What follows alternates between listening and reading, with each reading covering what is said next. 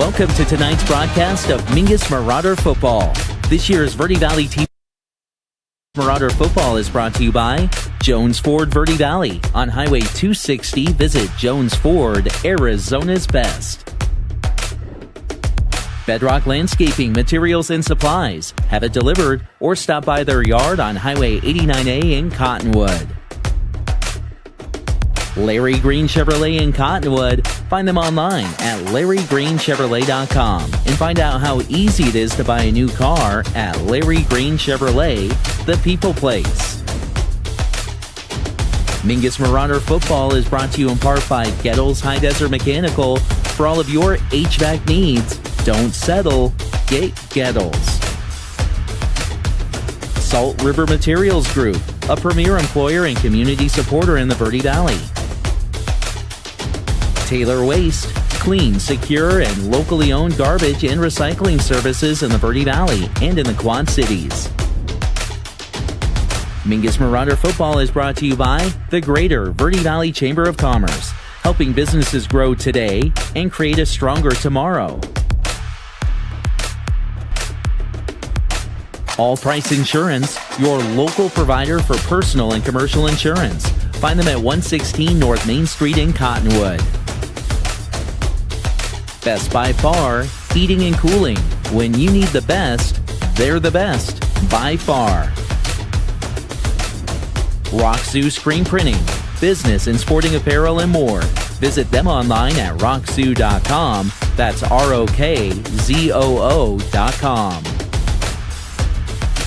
Mingus Marauder Football is also brought to you by Tiffany Construction, building Arizona since 1925. Desert View Chiropractic. Send your athlete ready to grow and play with help from Desert View Chiropractic. Manhattan. They've got you covered with sports caps, sun hats, cowboy hats, and more.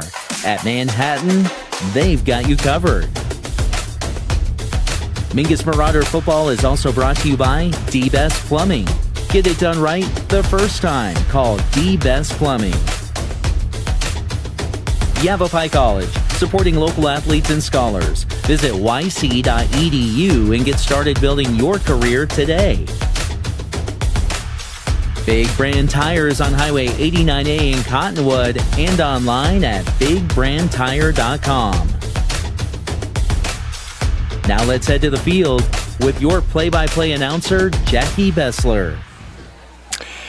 All right, ladies and gentlemen, 42 weeks ago, Nick Yatsenko and myself, Jackie Bessler, were in this exact press box broadcasting the very end of the 2024 season versus Prescott. It has been a long time. Nice to see you, Nick. It is so great to see you, Jackie. Glad to be back up in the booth. Oh, man, this is going to be so much fun. Home opener here for the Mingus Marauders, and the Mother Nature is definitely participating. Oh, it's so much nicer than it has been the previous seasons. 84 degrees supposed to be our temp at kickoff.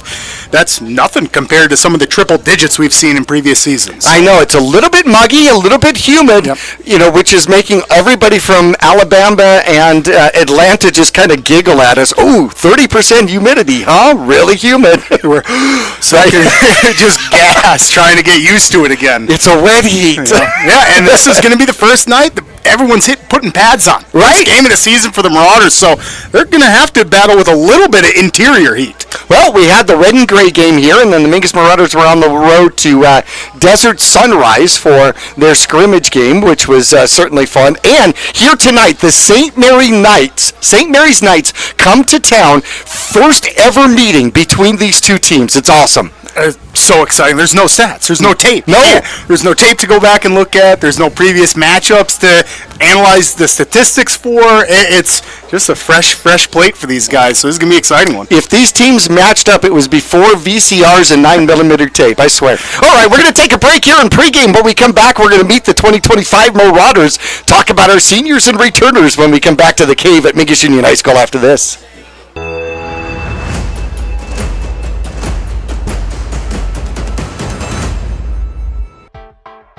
I'm Chris. And I'm Tandy, owners of Taylor Waste. We are homegrown in the Verde Valley and nearly your last local choice. We want to be your first choice for residential and small business garbage service. Get a free month service when you make the switch to Taylor Waste. And enjoy monthly service as low as $19 per month. Visit TaylorWaste.com for more information. Or to start service, call Taylor Waste at 649-2662.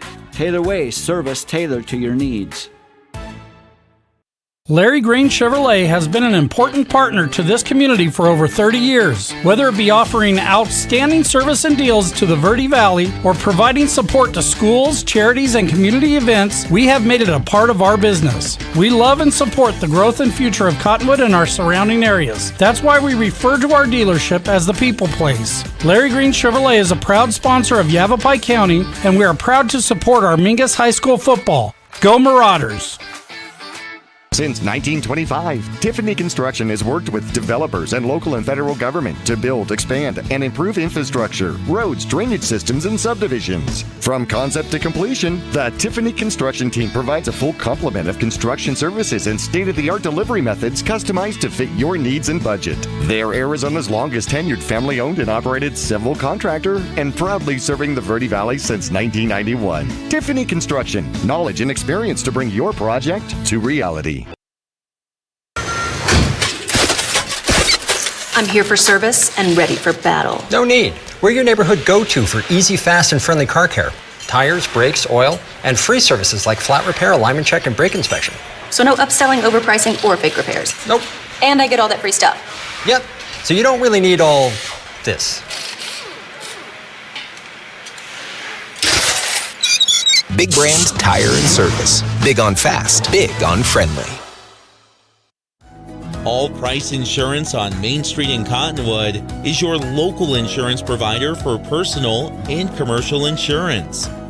Call and compare over 150 different insurance companies for home, auto, commercial, RV, motorcycle, boat, or ATV. Specialty insurance and insurance bonds are no problem at All Price Insurance in Cottonwood.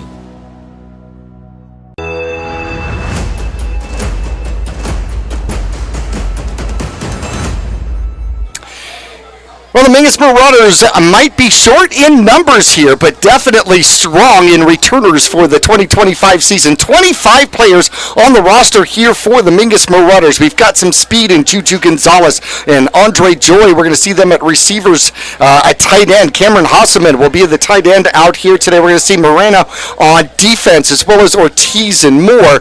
Dawson Rice will probably play some quarterback, but probably will not start as quarterback here, as he will probably be more of that H-back for the Mingus Marauders. Starting quarterback for the Mingus Marauders in the 2025 season is going to be Hunter Bejarano, a sophomore, 6 foot, 170 pounds. Remington Stokes will definitely be seeing the ball in the backfield, as well as Shane Chupp. Shane Chupp should be starting here. Leo Varela will be our kicker and our punter for the Mingus Marauders this year. Only 4 seniors, but the offensive line seems pretty well intact too. Yeah, and a lot of experience. So only a handful of seniors, but you have a lot of experience from our juniors that have started varsity for the last couple seasons. So just to throw some credit over at these seniors this season, it's going to be Dawson Rice, who's going to be very versatile. I mean, we're going to see Dawson all over the field. Remington Stokes, again, another great athlete. Shane Chupp, Leo Varela, and then finally Jordan Watson, the big guy up front, one of the only senior linemen that we have, and he's going to bring the experience and that leadership to that kind of size the offensive line we have this year. Patton's going to start as center. He started as a freshman last year as center. He's a sophomore. Backus, as a junior, has been on the offensive line here for the Mingus Marauders. And then Mingus is going to add in a couple of different players. Reese Ralston will be a tackle, and the other tackle here starting is going to be Will Larcher for the Mingus Marauders. As we take a look at their schedule, brand new schedule, this is a 2-year schedule. St. Mary's here at home, and then we are 4 games on the road. Holy cow, I think we should just get a hotel room. Estrella Foothills, and then Yonkers. So it is South Avondale, and then South Buckeye, and then Bradshaw and Prescott. Coconino at home. Maricopa, holy cow, that's like Casa Grande, will be at Maricopa. Mojave comes back to the Grand Canyon region, back up from 3A. They started destroying everybody, and they went, you have to go back up. And they said, we don't want to. And they said, you have to. And then we're at Flagstaff at the NA Walk-Up Skydome, and then we finish with senior night and homecoming and 100% festivities and anything else you can think of against Lee Williams on Halloween. I can't wait. Yes. But did you see the schedule? Holy cow, we will be road warriors. Yeah, we're absolute road warriors, Jackie. And honestly, it's really crucial to enjoy tonight. I mean, Coach Midkiff has got to have these guys ready to go. It's one of your only home games this season. What do they have? They have 4 home games this season. So tonight, then we're away for 4 weeks in a row. So it won't be back till the Cave until October 3rd when Coconino comes to the house. And boy, Jackie, I mean, when you're road warriors, that's how you can set yourself up. We don't play at home in September. At all. Home games in September. Oh, that is not, wow. Yeah, that's crazy. Not nice, I tell you. Yeah, that is crazy. And it really is going to test the team early. I mean, when you got to be on the road, that could bode well for the Marauders. If they can get a couple wins under their belt and some experience, being on the road is going to help them deeper in the season. Well, certainly, and the best part about it is you get to sleep on the bus. Yeah, that is true. Because they're going to be tired. So we have some returners here with some numbers here. Dawson Rice, not starting at quarterback here today, but he was 24 of 54, 331 yards throwing the ball here. Remington Stokes had 99 yards on 28 carries in the 2024 season. Shane Chupp second leading rusher here for the Mingus Marauders. He'll returning at 165 yards. Tim has caught some passes last year. Remington Stokes was one of the leading receivers for the Mingus Marauders last year with 186 yards receiving. And then the Mingus Marauders have a ton of defensive players that are also coming back that are going to make a difference as well. Yeah, and a lot of these guys are playing both sides of the ball too, Jack. Everybody's playing both sides really, of the ball. they're very, very versatile. Ethan Moore, sophomore last year, junior this year, he had 48 tackles. Last year, Dawson Rice had 36 tackles. Remington Stokes, 54 tackles. So Rain Stokes, the older brother last season, had 56 tackles, most of the team. But then other than that, it was the juniors and the sophomores that were coming in clutch. So these guys have the experience. Just to keep going on that list, Shane Chupp, 22 tackles. Cameron Houseman, 37 tackles. Jordan Watson, the big guy up front, with 38 tackles, 2 of those being sacks. So even though we are young, we have quite a bit of experience. We're going to take a break. When we come back, we're going to meet the St. Mary's Knights like we've never met them before because it's the first time we've ever played them. We'll be back to the Cave here at Mingus Junior High School right after this.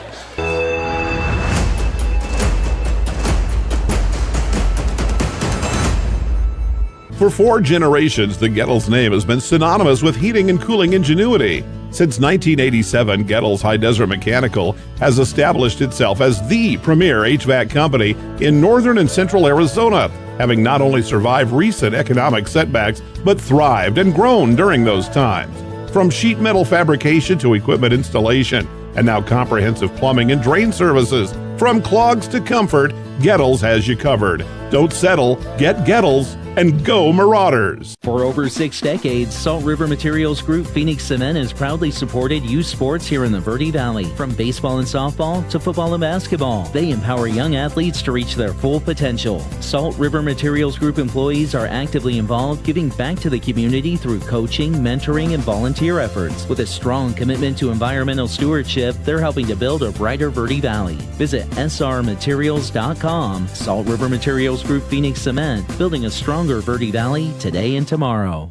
For over 20 years, Roxu Screen Printers has been the Verde Valley's choice for custom business and sporting apparel. Bring your ideas and logos to Roxu Screen Printers and watch as your creations come to life. Choose from an extensive selection of items available for your company, team, or organization's logo. From t-shirts and hats, specialty items, and embroidered company attire, you can get started with a quote by calling 928-646-5734 or email dawn@rockzoo.com. That's ROKZOO.com. Whether you're doing new construction, a remodel, or just filling in the bare spots, there's only one place to go in the Verde Valley for the best in rock, sand, gravel, and boulders, Bedrock Landscape Materials and Supplies. They also stock flagstone, bagged Portland cement, Belgard pavers, Phoenix pavers, Acker stone, artificial turf, and now even rebar and culvert. Make them your one-stop shop. Have it delivered or stop by their yard on 89A in Cottonwood. Let Bedrock Landscape Materials and Supplies rock your world. Yavapai College offers affordable, career-focused, fully accredited, and 100% online bachelor's degrees in business, nursing, computer science, and a first-of-its-kind 3-year Bachelor of Applied Science in Business. Whether you're starting fresh, advancing your career, or exploring a new passion, Yavapai College provides personalized support and real-world opportunities to help you succeed without the burden of overwhelming debt or the need to leave home. Learn more and enroll today at yc.edu.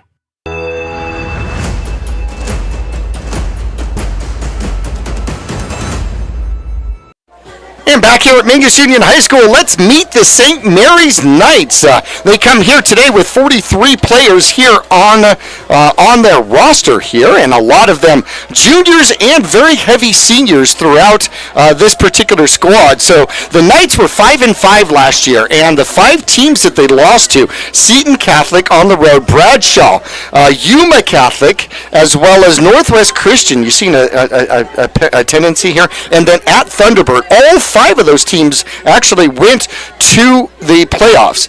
We had 1-3 first-round losses, 1 second-round loss, and 1 Final Four loss, and that, of course, was Yuma Catholic. So this is not a slouch team. Even though they were 5-5 here this year, it is definitely going to be a challenge for the Mingus Marauders here tonight. So the Knights start off with Mingus and Coconina both on the road, and then Empire, Mesquite, Gila Ridge, and Peoria all at home. 4 in a row at home, 3 in a row on the road with Thunderbird, Northwest Christian, Paradise Honors, ooh, and then ALA West Foothills to finish it out. And they have some key returners for this year as well.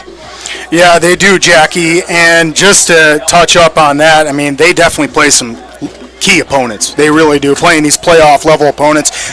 Some of the St. Mary's Knights returners going to be junior Brown with 654 yards on the ground. He was their leading rusher, and that's Branson Brown. And he was their leading rusher with almost 700 yards on the ground. So they definitely like to throw the ball, Jackie. Last year, in comparison, they had 840 yards total in the air, And you had Brown with 654 yards on the ground. So tells you that they like to run, and Brown's going to be one of their main weapons.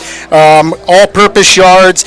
Cannon, the junior, got 378 yards receiving last year. So they're going to go through the air. That's definitely going to be one of their main targets, and he's just a junior. So these guys got some young talent too. Harrington, as the cannon goes off here in the cave. Harrington with some total yards here. He's got 51 yards, 8.5 a game, and he's a senior this year. So these guys definitely have some youth as well, Jackie, but these guys play some level opponents. So Mingus Marauders have taken the field as the cannon goes off here at Mingus Union High School. The sun's starting to duck behind Mingus Union High School. It is almost football time. We'll take our final break of our pregame. We'll return to Mingus Union High School right after this.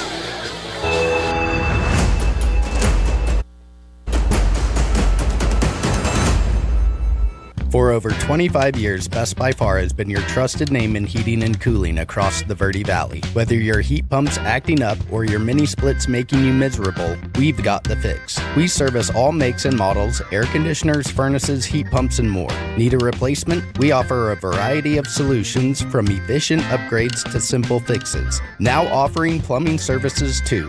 Call Best by Far at 928-282-2250 or visit besthvacbyfar.com. That's far with 2 R's. When you're looking for a plumber, no matter the job, call The Best Plumbing. From energy-saving tankless water heaters to whatever remodel project you have in mind, from the simple to the exotic, The Best Plumbing prides themselves on quality workmanship and efficiency for a fair price. If you want plumbing done right the first time, call The Best Plumbing at 928-567-8755 or find them online at d-bestplumbing.com. Friday Night Lights, Saturday Sidelines, and Sunday Best. At Manhattan and Cottonwood, we've got the hat for every fan, every player, and every occasion. Walk our shop and you'll find classic ball caps, sharp fedoras, cozy beanies, and bold cowboy hats, all under one roof. Proudly local, proudly hat obsessed, and always game ready. Swing by Manhattan in the Clemenceau Plaza, Cottonwood, today. Manhattan, we've got you covered. Go Marauders! The Greater Verde Valley Chamber of Commerce is proud to support the businesses, families, and future of our community. From job fairs and ribbon cuttings to free community events and networking opportunities, they're helping local businesses grow and creating meaningful connections that last. Because when the community thrives, our kids do too. Join the movement today at verdevalleychamber.org. Greater Verde Valley Chamber of Commerce, helping businesses grow today to create a stronger tomorrow. Go Marauders!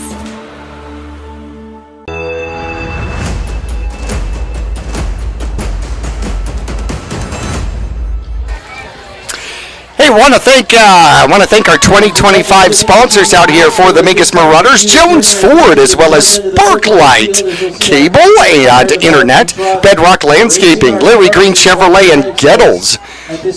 Best by Far, as well as Salt River Materials Group, Taylor Waste, the Greater Verde Valley Chamber of Commerce, and All Price Insurance. We're going to get into our national anthem here in just a second here.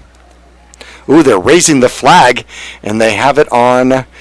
Oh my goodness, that is awesome, as the fire department raises the flag on the ladder truck out there. Say, can you see by the dawn's early light what so proudly we hailed at the twilight's last gleaming, whose broad stripes and bright stars through the perilous fight o'er the ramparts we've watched were so gallantly streaming, and the rocket's red glare, the bombs bursting in air, gave proof through the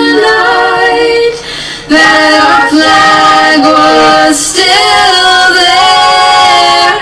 Oh, say does that star-spangled banner yet wave o'er the land of the free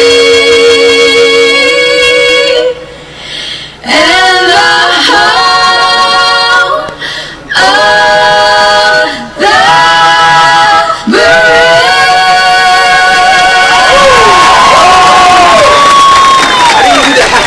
And here we are. We were talking about our sponsors. Great rendition for the national anthem out there. Some of the rest of our sponsors: All Price Insurance, Roxu Graphics, Tiffany Construction, and Desert View Chiropractic. I want to thank Manhattan right there on 6th Street, right next to Vinny's Pizza, actually. And Tiffany Construction, D-Best Plumbing, Yavapai College, and the all-new Big Brand Tires, as well as Hyundai of Cottonwood and 360 Automotive here. Want to go through some of our sponsors offensively. Who are our starters? Who are our starters here? No, that's okay. Thank you to our sponsors, and everyone go patronize all our sponsors. Thanks for making this happen. Starters tonight, Jackie. We're going to see Remington Stokes out there. We're going to see number 3, Andre Joy, halfback. We'll see Dawson Rice, who originally thought Dawson might be playing QB, but he's going to be at halfback. Tonight for quarterback, we'll have sophomore Hunter Bejarano at QB. Then that offensive line: Reese Ralston, Jordan Watson, Trenton Patton, Landon Backus, and Will Larcher.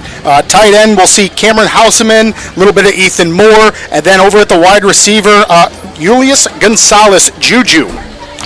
So the Mingus Marauders sit down as captains, all seniors, Dawson Rice, Remington Stokes, Shane Chupp, and of course Jordan Watson. And we want to thank Sparklight for sponsoring our coin toss out here today. Sparklight proudly serves Prescott Valley, Cottonwood, Payson, Sholo, and now the Verde Village. Sparklight is bringing their fastest, most reliable fiber-fueled internet to the Verde Villages. Oh, this is going to be awesome. 1 gig fiber for only $29.95 for the first 3 months. Restrictions do apply. Visit sparklight.com to learn more out there. The Marauders are going to start this season on offense, Jackie. All right, they're going to get the ball first here for the Mingus Marauders.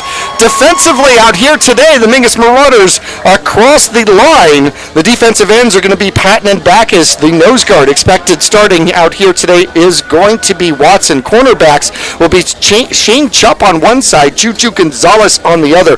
Your linebackers in the middle are going to be Cameron Hosselman.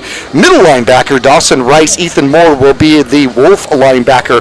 The safeties, Mingus will run a 3-safety set. The joker or the middle safety will be Remington Stokes. Your bandit will be Isaiah Ortiz here today, and Brian Morano will be the other safety for the Mingus Marauders as we are getting ready to get underway as we will get the kickoff. Mingus is going to get the ball first. Now, Mingus normally does defense first when they get an opportunity.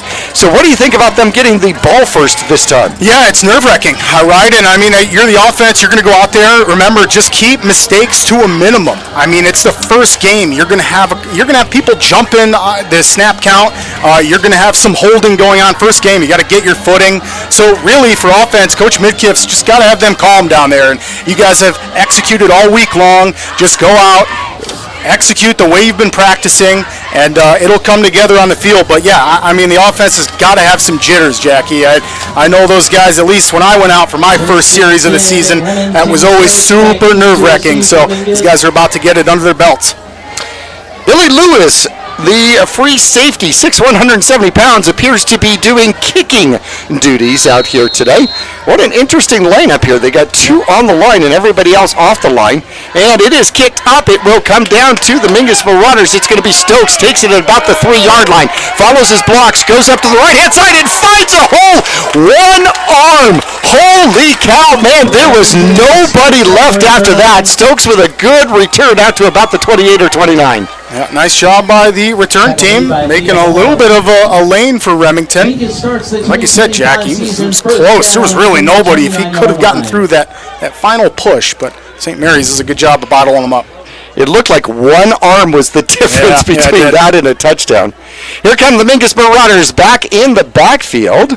We're going to have Bejarano at the quarterback position. He will be out of shotgun, and he will hand off. The runner will go to the right-hand side. It's going to be Chupp. Chupp is across the 30 to the 35.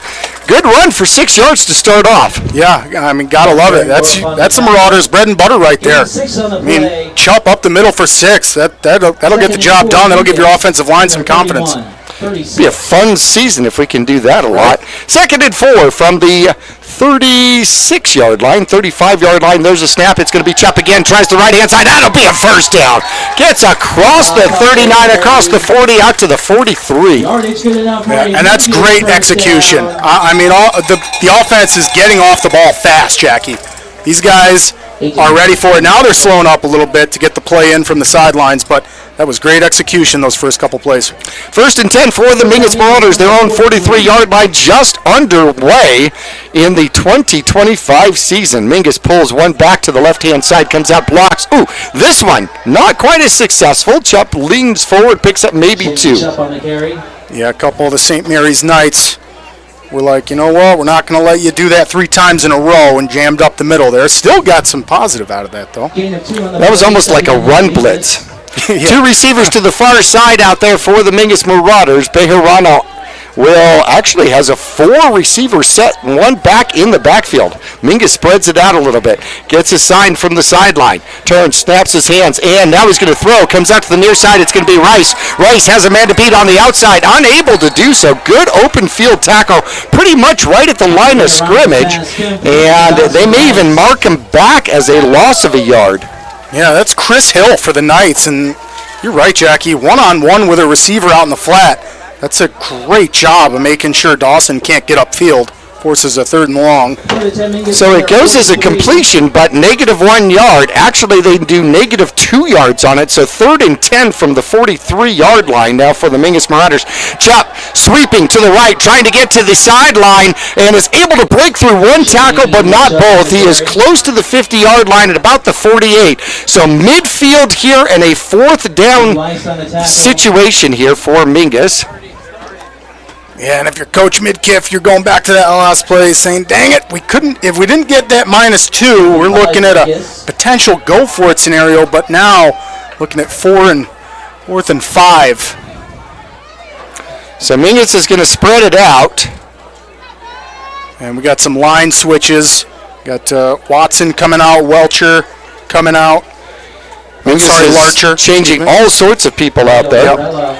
They have 4 people in the backfield, and Varela is deep to punt here for the Mingus Marauders, and Chubb comes out on the field very late, and Varela will get it off, and it is picked up at about the 14-yard line. Mingus runs it down. Good tackle out there for the Mingus Marauders at the 20-yard line. So the Knights get the ball back, but they will take a shot from Shane Chubb, who took shots when he was running the ball. Yeah, that was a phenomenal tackle by Chubb. So good that not only did he lift the ball carrier off the ground, but also Tristan Tim went for a ride too. So he took out a couple guys on that play. Nice job, Shane. So Luke Horn is going to be the quarterback. Luke Horn did not quarterback last year. He has no stats. So both of these squads are starting with sophomore quarterbacks for the 2025 season here.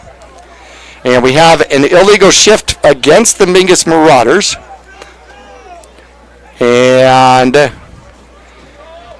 that was because Shane Chubb was coming on the field so late and was still moving. I was wondering where that flag was on that. That was very, very late. We should have just thrown him the ball. Could have gotten the first down. Because St. Mary's didn't even see him come out on the field. No.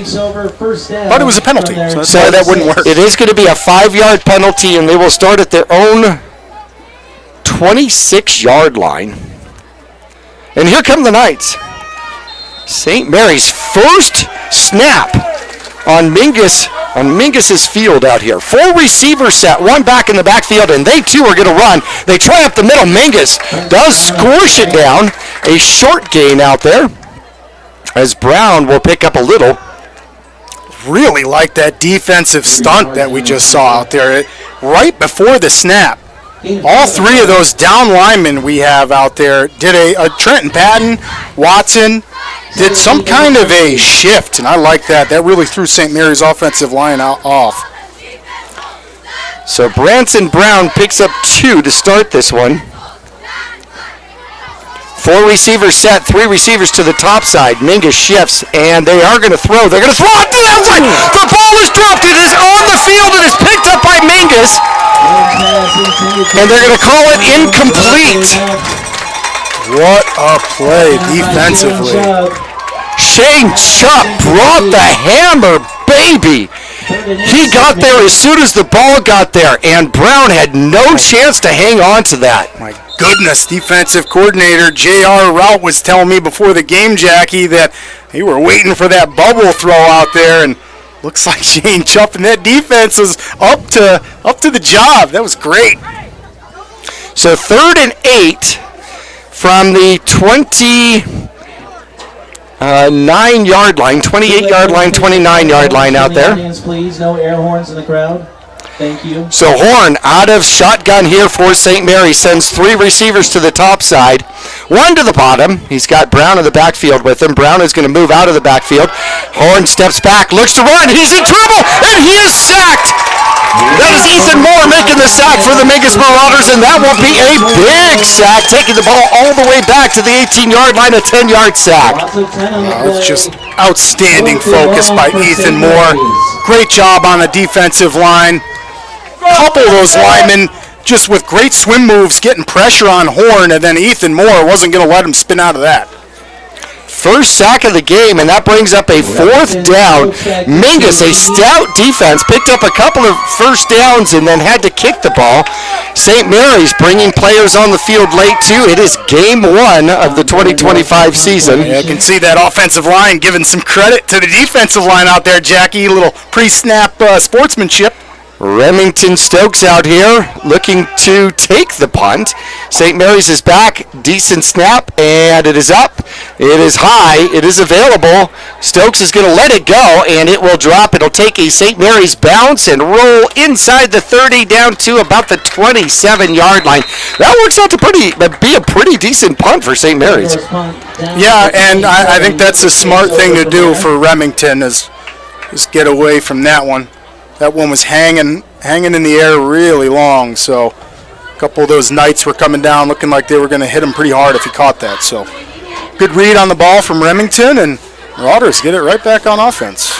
Shane Chupp had 3 carries for 15 yards in Mingus's first attempt, second attempt here. First quarter action, 7 minutes left to go in the first quarter of the 25 season. And there's the handoff. Chupp follows his blocks over to the right-hand side, up to the 30. They're going to mark him down at the 29, give him 2. Yeah, and that's just the run and gun game Marauders bring.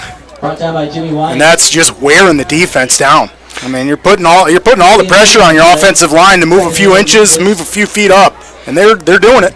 Jimmy Weiss comes up with the tackle for St. Mary's. 4 down linemen, they blitz 6, and they catch Chupp in the backfield and take him back to the original, close to the original line of scrimmage. He is going to lose one.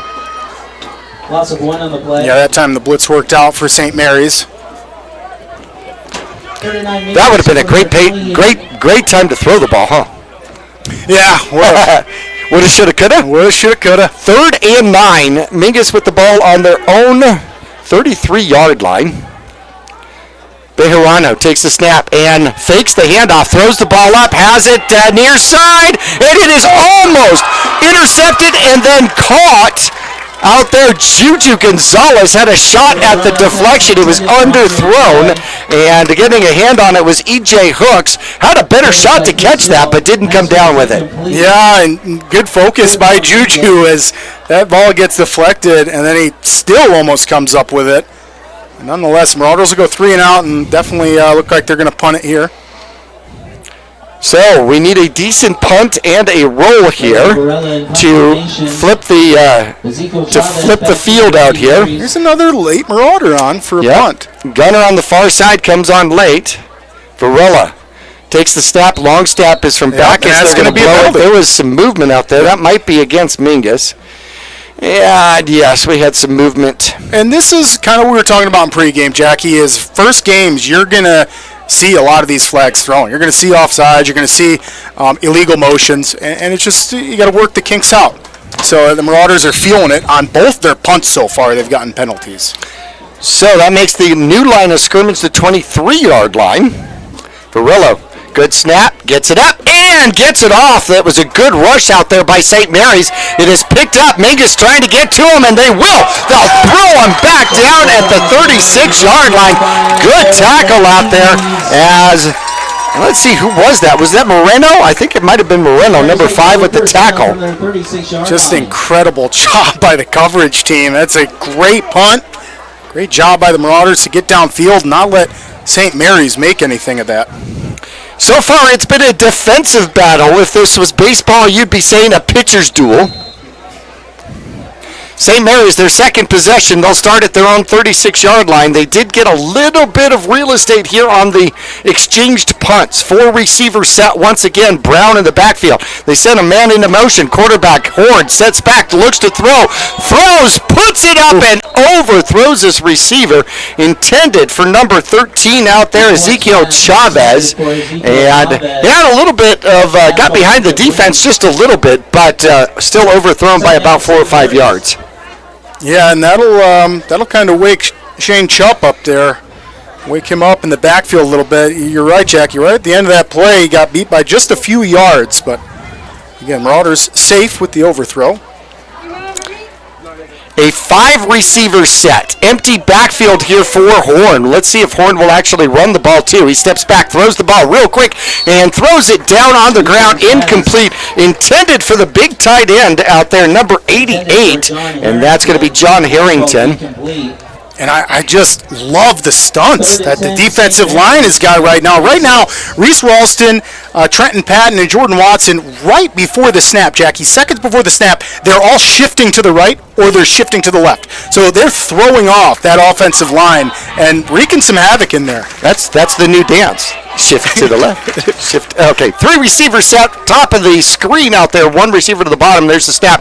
Horn steps back, looks to throw, gets pressure, puts the ball up, has an open receiver. It is caught and going to the end zone. Uncontested out there is going to be, I think that's number 10, Anthony Cannon. Cannon picks it up and puts it down as that works out to be a 64-yard touchdown pass. Got behind the defense, and the Mingus Marauders unable to deal with the speed. Yeah, that was speed. Will get you right there, and you're the Marauders. You're just gonna have to adjust. You know, if you're Chup or playing that safety position, you got to give yourself a few more yards because these guys have some speed.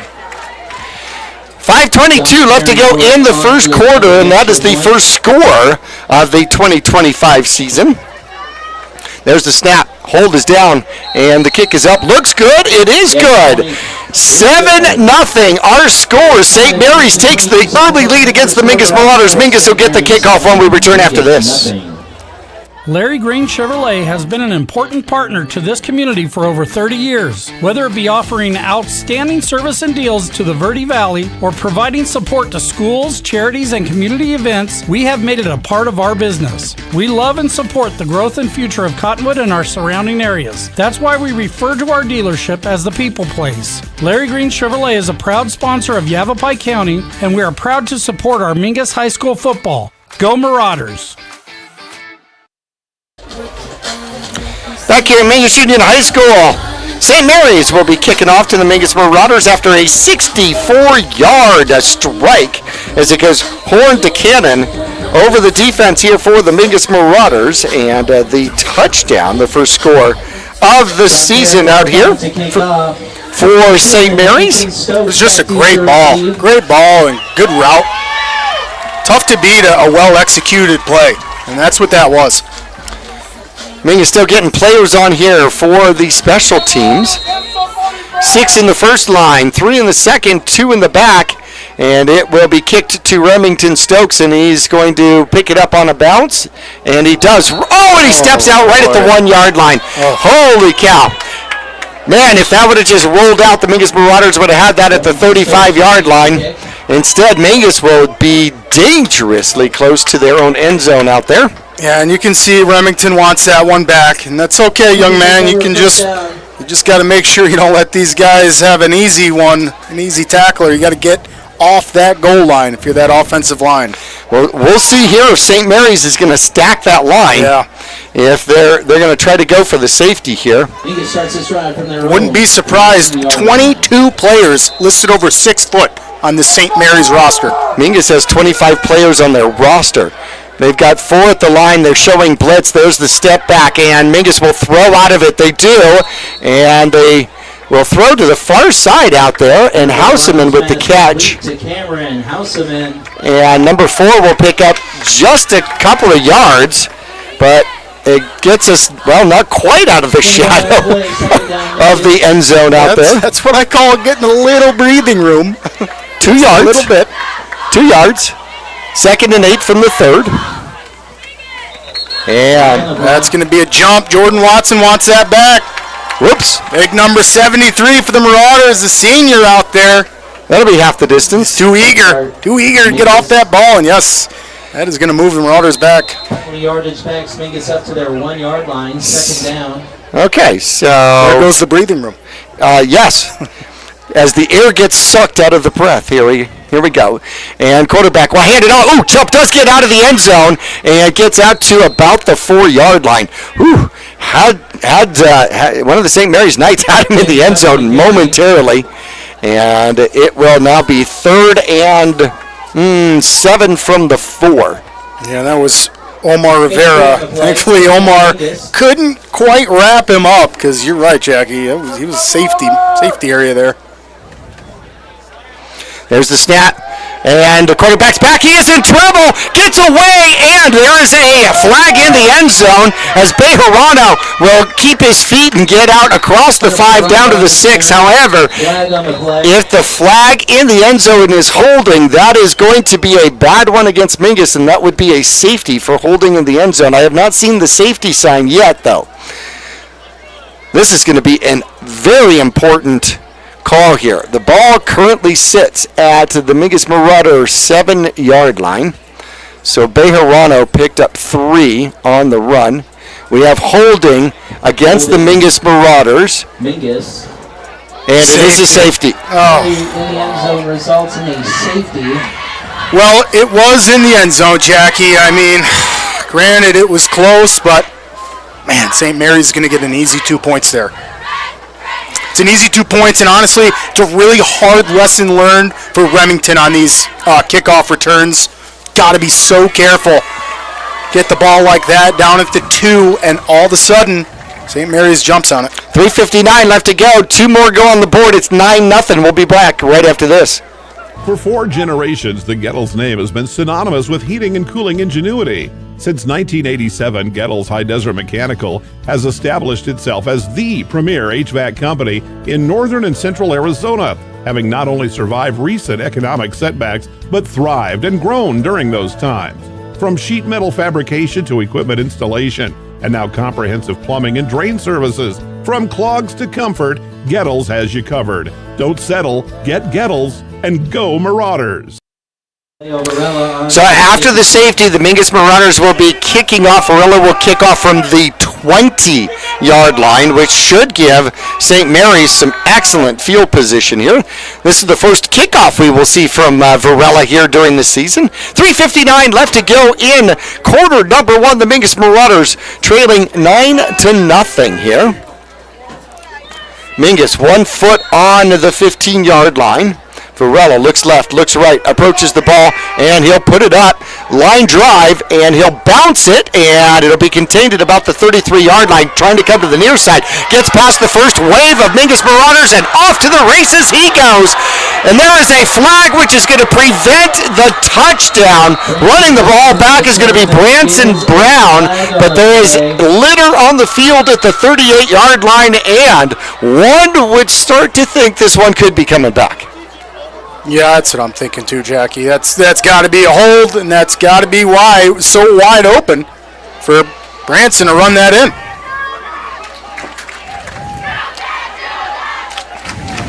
Mingus brings the defense out.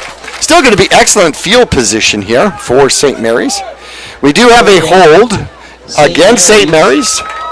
First penalty against the opposing team here for this one. That one is going to show as a 10-yard penalty. However, that's going to be a 6-point penalty. Yeah, that's one that kind of saves the game a little bit. If you're the Marauders, already down 9-0 in the first quarter. Nonetheless, the Knights from St. Mary's High School going to start on Mingus's territory at the 48-yard line. We're going to have all our stats and information coming up as we get on with the Hyundai of Cottonwood halftime show here for the 2025 season. That'll be coming up after quarter number 2, of course. Here we go, St. Mary's Knights, 2 backs in the backfield, 3 receivers to the far side, top end of your screen. Ball is sitting on the right hash. Horn That's a man in motion. They throw that bubble screen to the outside. It is hit in the backfield as he tries to get back to the line of scrimmage, dragging a Mingus Marauder in tow, and then the rest of the Marauders converge for a 4-yard loss. You know, there's a flag on the far side, Jackie, and I'm curious to see. We got the St. Mary's coach out on the field hollering, and that was so well read by our defense. I wonder if he didn't jump. And it is a motion penalty against St. Mary's. Okay. Back-to-back penalties. That was a great read. by our defense. That was a phenomenal read, but, I mean, when he goes into motion there. So the question is whether or not Mingus wants to accept it, and they are not going to accept it. So they're going to say, now we'll take the 4-yard loss, and we will take the loss of down, too. So 2nd and 14 now from the 49-yard line of St. Mary's. And if you're the Marauders defense, it's important to keep focus, because really, besides one big play to Cannon in the air, Marauders have been pretty stout defensively. They have not gone back to Ranson Brown in the backfield here. They tried running him in the first series here, and they step back. They look to throw. They do throw. They get it up underneath and in and out of the hands of the big man, John Harrington. Yeah, and that pass was just too quick. Horn just whistled that ball in there. Was that a musical pun? Horn whistled? Okay, all right, I'm just wondering. You know, we can go with that. Okay. 3rd and 14 from the 49-yard line. Mingus trying to do a defensive stand here, trying to get the ball back with 3:12 left to go in the first quarter. Trailing 9-0 if you're just joining us. 3 receivers to the near side. Horn is back. He starts to scamper. Gets one man down. Oh, in and out of the hands. And just, oh my goodness, going for the tackle was Tristan Tim. However, if Tristan would have taken that deflection, oh my goodness, that would have been open. Yeah, he was going for the tackle mid-air, saw that. He could have, he's trying to change his direction in the air. Yeah, that was well played by Tristan Tim, and the Marauders are going to force a punt here, which is huge. So most importantly, they give St. Mary's excellent field position and then force a 3-and-out. And now the Mingus Marauders, Stokes is going to go back. He's going to settle in at about the 15-yard line. Punt formation. Back deep for Mingus. And Lewis is going to be punting, I think. Mingus has 10 guys close to the line. Here's the punt. It is up, and it comes down. Stokes will take it at about the 16-yard line. Tries up the middle. Gets some yardage past the 20, past the 25, and out to about the 28. So Mingus will start with okay field position with 2:55 left to go here in the first quarter. Yeah, just absolutely love that return style. And how about that for another Stokes, Jackie? I mean, remember Raines last year running through people, and there we see Remington doing that same thing, just tucking the ball and dropping the shoulder. And you're going to make a tackle on Remington, you're going to get hit pretty hard while you're doing it. It's just a family thing, you know. Very, very versatile athletes. Mingus lines up 3 receivers plus an H-back. There's the snap. Quarterback steps back, looks to throw, throws, has it. Oh, in and out of the hands of Dawson Rice. Yeah, a little quick, and Dawson actually had a couple of Knights defenders on him on that play, and had to turn around to try to catch that one, and it was just a little too much. So both teams have moved away from the running game and have gone to the passing game out here. And out of the shotgun, Bejarano hands it off. There's Chop with the run, and he'll pick up the first down. Correction, Mingus has not given up on the run. Yeah, right back to it, and how about that? Right up the middle. Love that for Shane Chupp and that offensive line. Looks like he's going through Patton's side, which Patton at center, and that offensive line for the Marauders is nice and beefy this year, Jackie. Beefy. And what do they eat? Beefy. Full receiver set with a H-back here. Mingus will hand off. Chupp's coming to the near side. Got lead blockers out there. Goes around it. Good job. Out to the 50. Close to a first down. He'll have probably another 8 or 9. Yeah, that was number 52. You got a number for 52. That was a phenomenal block. And he is playing outstanding on the line for the Marauders. Not sure who's got that number. We'll get you that number, but a great blocking, a pull to the sidelines, and a great block for Chupp. Here come the receivers, the Marauders once again. Same set. There's the snap, and Chupp up the middle. Keeps those legs driving. Spins off a tackle, and hanging on for dear life out there is going to be number 32 for St. Mary's, and that's going to be Dominic Mallory. But Chupp is going to pick up the first down as he'll pick up 4 when he got hit pretty much right at the line of scrimmage. Yeah, just a good ground and pound game there. That's done in the trenches. 1st and 10 as the Mingus Marauders go and visit St. Mary's territory for the first time there at the 45-yard line. 1:18 left to go in quarter number 1. There's the snap. Quarterback looks and will throw the ball out to the near side. It's going to be Stokes. Stokes cuts inside and is able to make good yardage. Best pass play so far for the Mingus Marauders. This game goes 8 yards. Yeah, and that's the kind of completions you need to build momentum. Right, Jackie? I mean, Hunter's got to be excited about that completion. That'll get him close to a first down. But what that does is open up the run a little bit more. All of a sudden, you start to make some passes. That'll open up the lanes for Chupp. 8 on the play, 2nd and 2. Here come the Marauders, 2 receivers to this top set. Bejarano looks for his sign, checks the wrist, takes the snap, and hands it off. There's Chupp up the middle and gets down to about the 45-yard line. That is dangerously close to a first down. Let's see where they mark it. Yeah. And they're going to give him the first down. Yeah, that was just a tough run right there. That's how you get the... Man, they must have just got it by an inch, Jackie. That was really close. Sticking with the ground game, too, no less. Might have been the stretch at the end. 1st and 10. The Mingus Marauders at the 35-yard line. There's the snap. Chupp finds a hole to the left-hand side and stumbles inside the 30 down to the 27. And that was Remington, Jackie. That was Remington. Remington with a great run to the outside. Looks like we got the whistles going. And that'll be the end of quarter number 1. It's in the books. The Mingus Marauders driving but trail 9-0. Quarter number 2 here at Mingus Union High School. Right around the corner. We're back after this.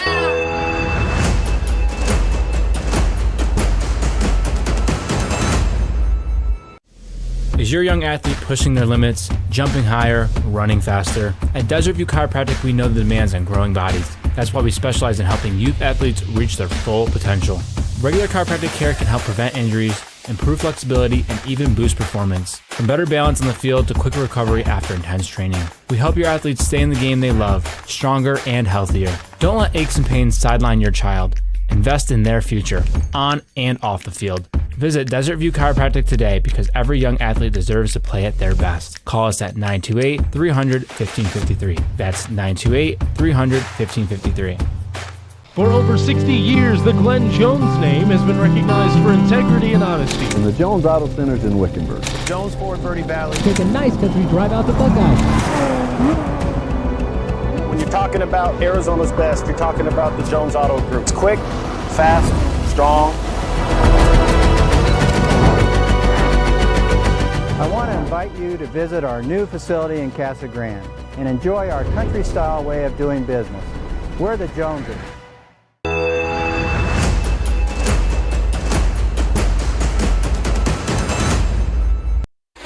Mingus Marauders are going to change sides. It's still going to be 2nd and 2 from the 27-yard line of the St. Mary's. Deepest penetration into Knights territory so far for the Mingus Marauders. 2nd and 2 as the Marauders are going to go left to right across your radio dial. A fresh set of 12 minutes sitting on the scoreboard. 9-0 says the Jones Ford scoreboard here for game number 1. Mingus Marauders send a man in motion. It's going to be Dawson Rice comes to a slot position on the near side. No, and now he's going to go out a little further, says Bejarano. There we go. Everybody set. There's the snap and the handoff coming to the near side. Remington Stokes drives and falls forward. An extra push out there may have given him the first down and moves the chains. Yeah, that'll move the chains, give the Marauders a first down. That is just a great end of the run by Remington. And we've seen him stretch out. You got to be careful when you stretch that ball out, but I'll give him credit, man. He's getting the first downs right now. St. Mary's 24.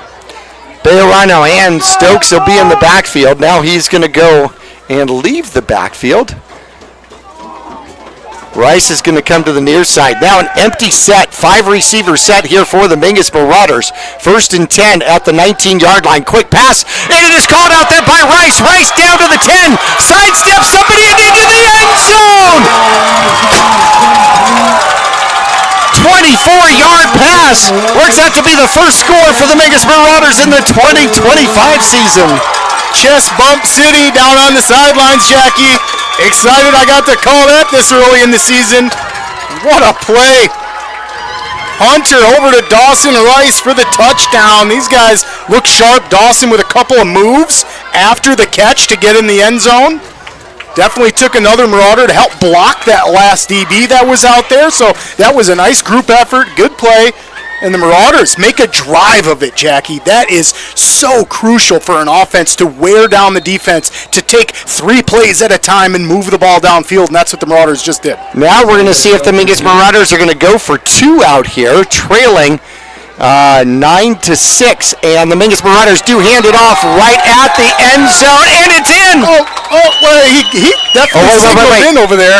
The far call was in, and then the near call was not in, so did they get it or not? Well, I see a flag too.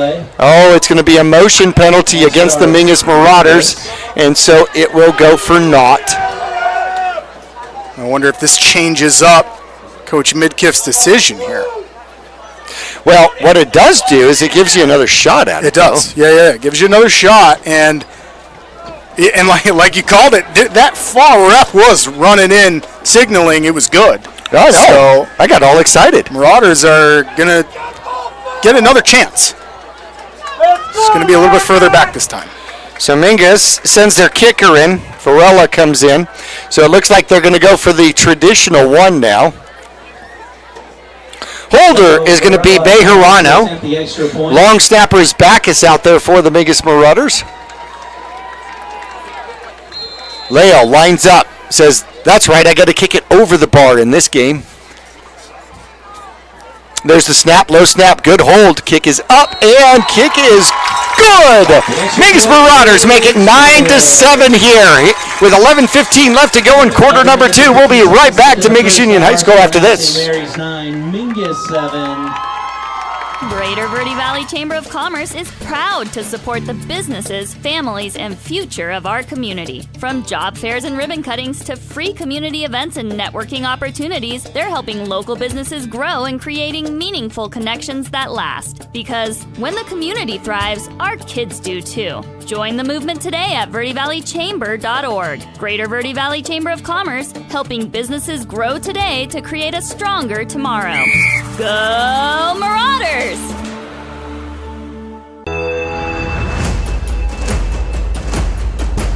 Mingus Marauders put up 7 here with the extra point from Varela.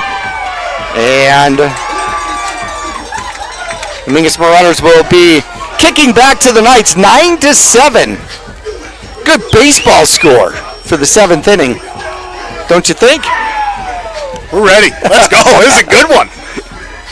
And honestly, Jackie, these two teams, both Marauders 1-9 last season, St. Mary's 5-5 on the cuff, playing a lot of playoff teams, both of us are. And so, yeah, this is a huge game for both of our teams here. Varela approaches the ball, kicks it, a little poof kick, and it comes to the near side, and it just about dies out there. Oh, get it! Oh my goodness, it could be Mingus ball. Is it Mingus ball? Mingus thinks they got it. And St. Mary's did come down with it. Oh my goodness, that thing had backspin on it, and it died right there. I can't get my golf ball to do that on the green, but that died right there, and Mingus had a shot at it. What an incredible, 30-yard onside kick? Yeah. We were celebrating that one. It looked like we had got it, but one of them St. Mary's Knights with a crucial paw on the ball there. So it'll be 1st and 10 at the 27-yard line. The Mingus Marauder touchdown, by the way, almost intercepted by the St. Mary's Knights. Great concentration by Rice to keep his concentration and be able to catch that one. Horn takes the snap, hands it off. Brown drives his way up the middle. Good gain of about 6. And good job on that interior line for the Marauders. Just kind of wrapping up the ankles. Branson Brown. I did not expect this. We are almost, we're better than 13 minutes into the game. That is only his 2nd run of the game. Yeah, very much a feeling out process. You know, starting your season out, you got the butterflies and the jitters out there, but man, both teams are looking pretty sharp so far. Flutterbys indeed. I formation, so to speak. Quarterback in shotgun. Oh, bobbles it. Fakes the handoff. Runs, throws, has a man, throws low, had a man in the zone open out there, but was unable to get it to him. The intended for number 13, that's going to be Chavez out there. 3rd and 4, St. Mary's. Yeah, and huge third down coming up here. So he bobbled the snap and then faked the handoff. And sometimes when you don't have your hands on it right and you fake that handoff, that could cause a fumble. It did not, though. The bootleg style rollout helped him because he spun away from the Marauders defense there. 4 receivers set, 3 to the top side. Near side hash mark is the ball. Quarterback takes the snap, hands it off. There goes Brown. Brown hit. And it looks like Watson brings him down just short of the first down. He needed 4, he got 3. And absolutely gotta love it. There's Christian St. Germain, sophomore, 6'5", 285 for the Knights. He was signaling first down on that one. So, called the team favorites there. Hey, this is our ball. It's a first down. But no, they're going to be short. Does St. Mary's gamble and go for this? They are on their own 38-yard line, 37-yard line, and they are setting up to go for it. That's going to be a lot of faith in their offense. Mingus stacks the line out there. They send a man in motion. They're trying to get Mingus to jump. And Mingus does not jump. He looks to the sideline where they actually get the snap off. And they do not. Mingus does not jump. Great discipline for the Mingus Marauders. Yeah, you can see Coach Midkiff and Coach Yarrow out down there absolutely amped up. That is a phenomenal job by the defense. We'll see if St. Mary's ended up taking a timeout. It looks like they did take a timeout. We'll take a short break with them. We'll be back in 30 after this. I'm Chris. And I'm Tandy, owners of Taylor Waste. We are homegrown in the Verde Valley and nearly your last local choice. We want to be your first choice for residential and small business garbage service. Get a free month service when you make the switch to Taylor Waste. And enjoy monthly service as low as $19 per month. Visit TaylorWaste.com for more information. Or to start service, call Taylor Waste at 649-2662. Taylor Waste, service tailored to your needs. Larry Green Chevrolet has been an important partner to this. All right, here we go. St. Mary's comes out in a heavy set. How about this? So they take the timeout, and now they look like they're actually going to go for it. And there's the snap, and in the backfield, and then driving forward is going to be Brown. It's going to be close. It looks like he got it.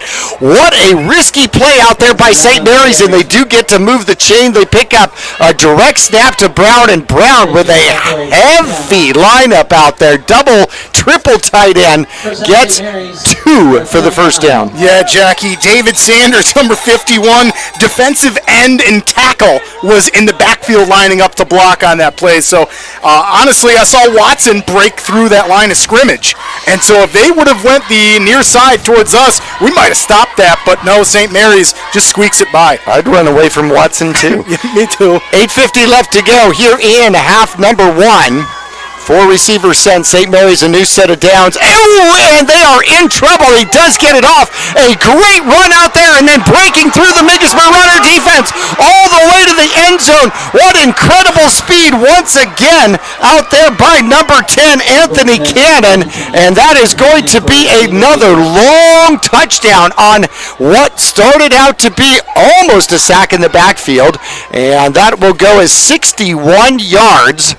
And that will make the score 15-7 in favor of the St. Mary's Knights. Yeah, and that just takes the wind out of your sails if you're the Marauders there. That's Cannon again, just showcasing that speed. Marauders right now, seem to bottle everything else up. It's these plays that Cannon's getting a little bit of room, and he's just too fast. When he gets into open space, he is definitely tough. Extra point is up and good by Lewis. And that's going to make it 16-7. Mingus turns around. They're going to have work to do. 8:35 left to go in quarter number 2. We're back after this.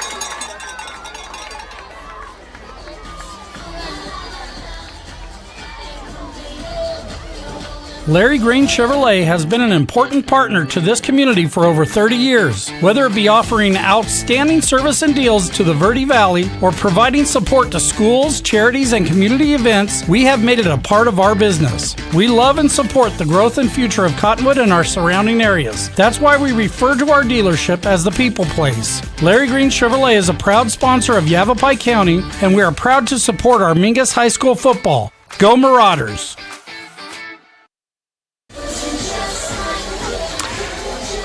Well, the St. Mary's Knights going to be kicking off to the Mingus Marauders. Obviously, we understand why they call him Cannon. Shot out of one. No doubt. Holy cow, that kid is fast when he gets into open territory. Lewis will put a boot into it. It'll be short, and it'll bounce at about the 20-yard line. Picked up by the Mingus Marauders. Tries the near side. Oh, runs into trouble. And it looks like Moore is going to get eaten up here at about the 21-yard line. Yeah, not much Tristan Tim, room. pardon me, on the return out there for the Mingus Marauders. Tristan's just doing what he can there. Not much room on the return. St. Mary's does a good job of getting down, and the Marauders will have a long field to go, Jackie. Just a two-score possession. The Marauders, this is a good test for this offense here. We were able to put a drive together last time. Let's see if we can't put another one together. So Chuck back at the running back position here for the Mingus Marauders. 3 receivers.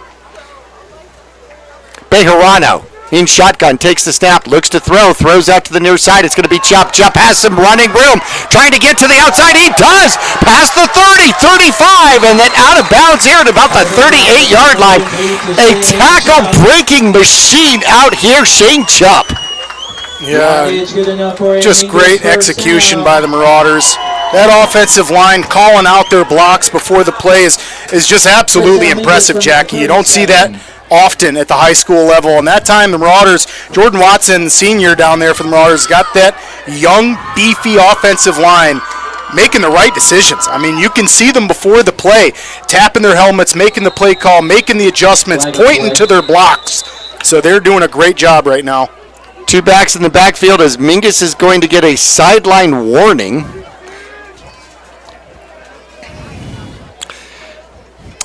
Teacher yelled at us.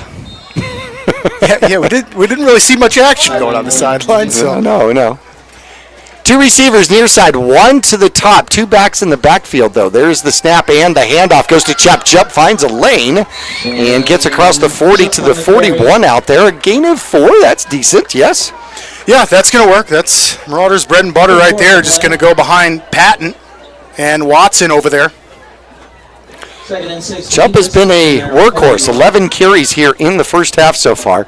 7:54 in quarter number 2. 2nd and 6. Mingus still on their side of the football field. They do a late handoff. Chup trying to get to the outside. Breaks 1 tackle and gets positive yards.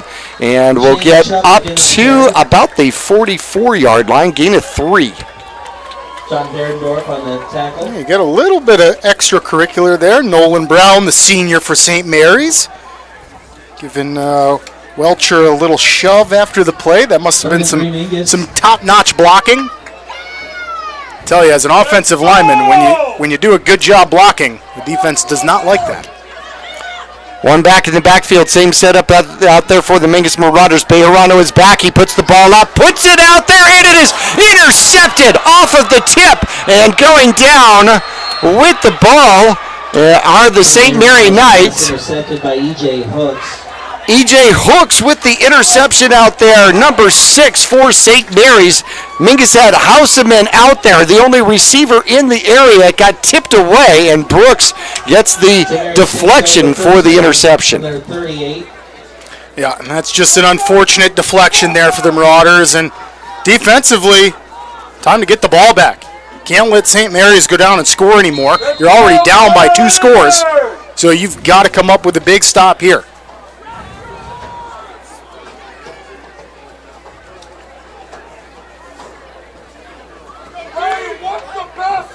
Four receivers set out there, 1 back. That's going to be Brown in the backfield out there with Horn. Horn Takes the snap, steps back, turns around, looks to throw, puts the ball up, has a man downfield behind the defense once again, and racing to the end zone. 3 big, long touchdown passes out there by the St. Mary's squad as they are just using speed against the Mingus Marauders. Did you see who came down with that one? It looked like number 13, Jackie, and I'm not seeing, there we go, Chavez. And my goodness, Chavez listed as just a sophomore. Man, does this St. Mary's squad have some serious speed? And hopefully, I think that was Isaiah Ortiz on the chase, Jackie, and it looked like Isaiah came off limping a little bit after trying to chase Chavez down. So hopefully he's okay. John Ferendorf on to attempt the extra point. So, better than another 60-yard touchdown pass. And the extra point chipped up and good. That's going to make it 22-7. Pardon me, 23-7 over the Mingus Marauders. Just under 7 minutes left to go. Mingus will get the ball back while we return after this.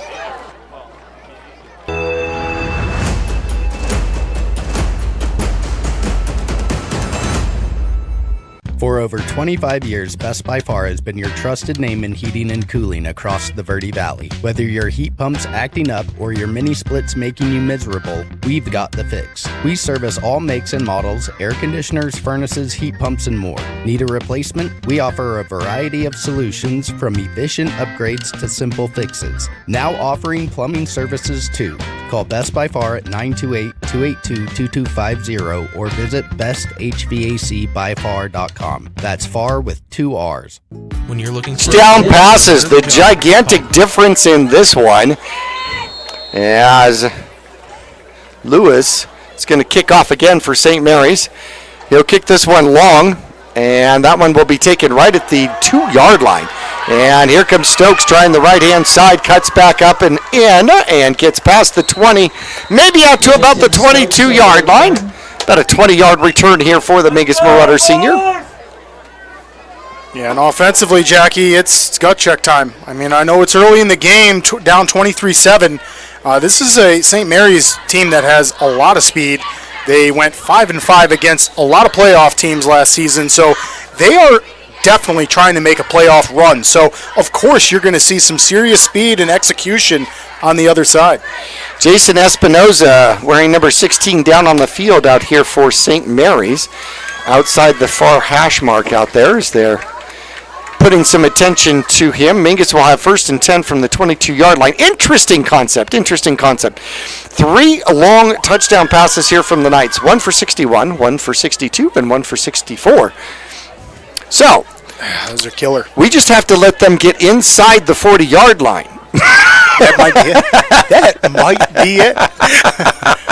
No, that's great throws, and the receivers are getting themselves a little bit of space. Yeah. And the Marauders are going to have to come up with an answer for that. Maybe you play back a little bit, play a little safer. You're going to have to cheat. These guys are very, very fast. Yep. So Mingus, first time ever playing St. Mary's, and in fact, I talked to the head coach out there, and Jose Lucero, and I said, so is this the first time that we've ever played? And he goes, well, you got to go talk to Frank. Frank's been around forever, and I'm like, okay, Frank. So I've been doing Mingus football here for 35 years. This is the first time I've seen us play. And he goes, yeah, this is the first time I think I've seen us play either. And I said, well, I'm used to playing St. Mary's because I went to Brophy. And Frank looked at me, did not blink for like 17 minutes straight, I swear, okay? Looked at me and said, you can go now. Man, I'm sure Brophy handled them back in the day. You guys had the better of them. Well, St. Mary's and Brophy, that was a grudge match between these two schools back in the day. I'm not going to tell you how many days ago. Mingus, 1st and 10 from the 22-yard line. They throw to the outside, one man to beat. Good run right down the sideline, tippy-toeing a little bit. Complete to Dawson Rice. Rice will pick up some yardage out there, maybe close to 5. Gets it out to about the 27-yard line. Yep, good. He gets contact out there and still gets himself another yard. So, yeah, no room on the sideline. Yeah, literally none. So that's a good job just lowering your shoulder by Dawson and getting another yard out of it. 2nd and 5 out here for the Mingus Marauders. There's the snap. Chupp is on the near side and throwing up through the middle with the first down catch is going to be Houseman. So St. Mary's took away the easy route to Chupp as they were coming into the backfield. A great job by Bejarano to change directions and get an 8-yard pass out to Houseman. Yeah, that was a fast throw. Houseman does a great job of just protecting the ball. As soon as he catches it, he had a couple knights and closing in on him. Just get the first down. They move the chains. The Mingus Marauders now at the 34-yard line. There's the snap, and they're going to hand it off to Chupp. Chupp breaks the tackle, tries to get to the outside, splits defenders, and to the 45-yard line, and they're going to give him 10 yards in the first down. That is good running out there, and with a little bit of help from your friends, Andre Joy, wide receiver out there for the Marauders, does a really good job on the edge staying on his block. Helps Chupp get upfield. That's a song, Little Help from Your Friends. That's all you need is a little help. 3 receivers set here for the Mingus Marauders. Chupp is in the backfield. Bejarano looks to the side, gets a call, checks the wrist, says, oh, I know this one. There's the snap, and he hands it off. There goes Chupp, left-hand side, follows his blockers out to the 50. He'll be right at the 50, another gain of 5. Yeah, great job by the offensive line. I mean, there you have pulling guards for the Marauders, and these guys are executing very, very well for this being first game of the season. I mean, the pulling guard is getting a good block each time, and Shane Chupp able to find some grass up the middle. Turf, rather. 23-7, 5:03 left to go in the first half. Hossaman will come out, have a conversation here with another receiver. That's Rice in the slot. 2 slot receivers far side. And there's the snap, and Mingus will throw to the far side. It's going to be Rice. Rice avoids one tackler, gets to the first down marker and picks it up, moves the chains as he'll pick up 6 or 7.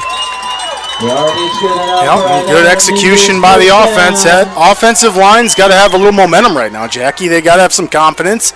Offense has been able to move the ball. It's just crucial with 4 minutes, just over 4 minutes left in the half, that the Marauders can finish this drive and get some points on the board. Rice, 3 receptions, 35 yards here so far in this one. Bejarano gets everybody set, checks around him, looks to the left, looks to the right. He's got Chupp behind him. And will throw immediately out to Rice. Rice gets a block down the sideline. He goes inside the 40 and then pushed out of bounds at about the 42-yard line. Another gain of 6. I like it. Coach Midkiff is really opening it up out there, Jackie. Going up the middle with Chupp and then throwing a bubble out to Dawson. I mean, that's how you make the most of the football field right there. Coach Latham, the offensive coordinator for the Mingus Marauders here this year. They say officially 2nd and 3, so they give him 7 yards on that one. Check out this defense. Everybody's at the 25-yard line. There's the snap, and Mingus Marauders throw the ball and hit right as he catches it. And with the catch is going to be Andre Joy with his first catch. Down to the 40, or 35 rather. Picks up 2, makes it very close. Sets up a 3rd and 1 Mingus for the St. Mary's 35. 3rd and 1 are the Mingus Marauders at the 35-yard line of the night. Joy got hit as soon as he caught that ball out there. Bejarano takes the snap, low snap. There goes Chupp. Chupp should move the chain. Well, I don't know. It depends. We have one. Yeah, they do not give him good marks. Oof, that is a tough mark. That is a very tough mark. Talk about inches. I mean, it looks like I don't have good vision. I need contacts, but that looks from here like it's right at the line. You can see it on your screen, VVTV. I mean, that is so close. So we're gonna give Chupp 0 on that one. They do mark it again, and there's Chupp.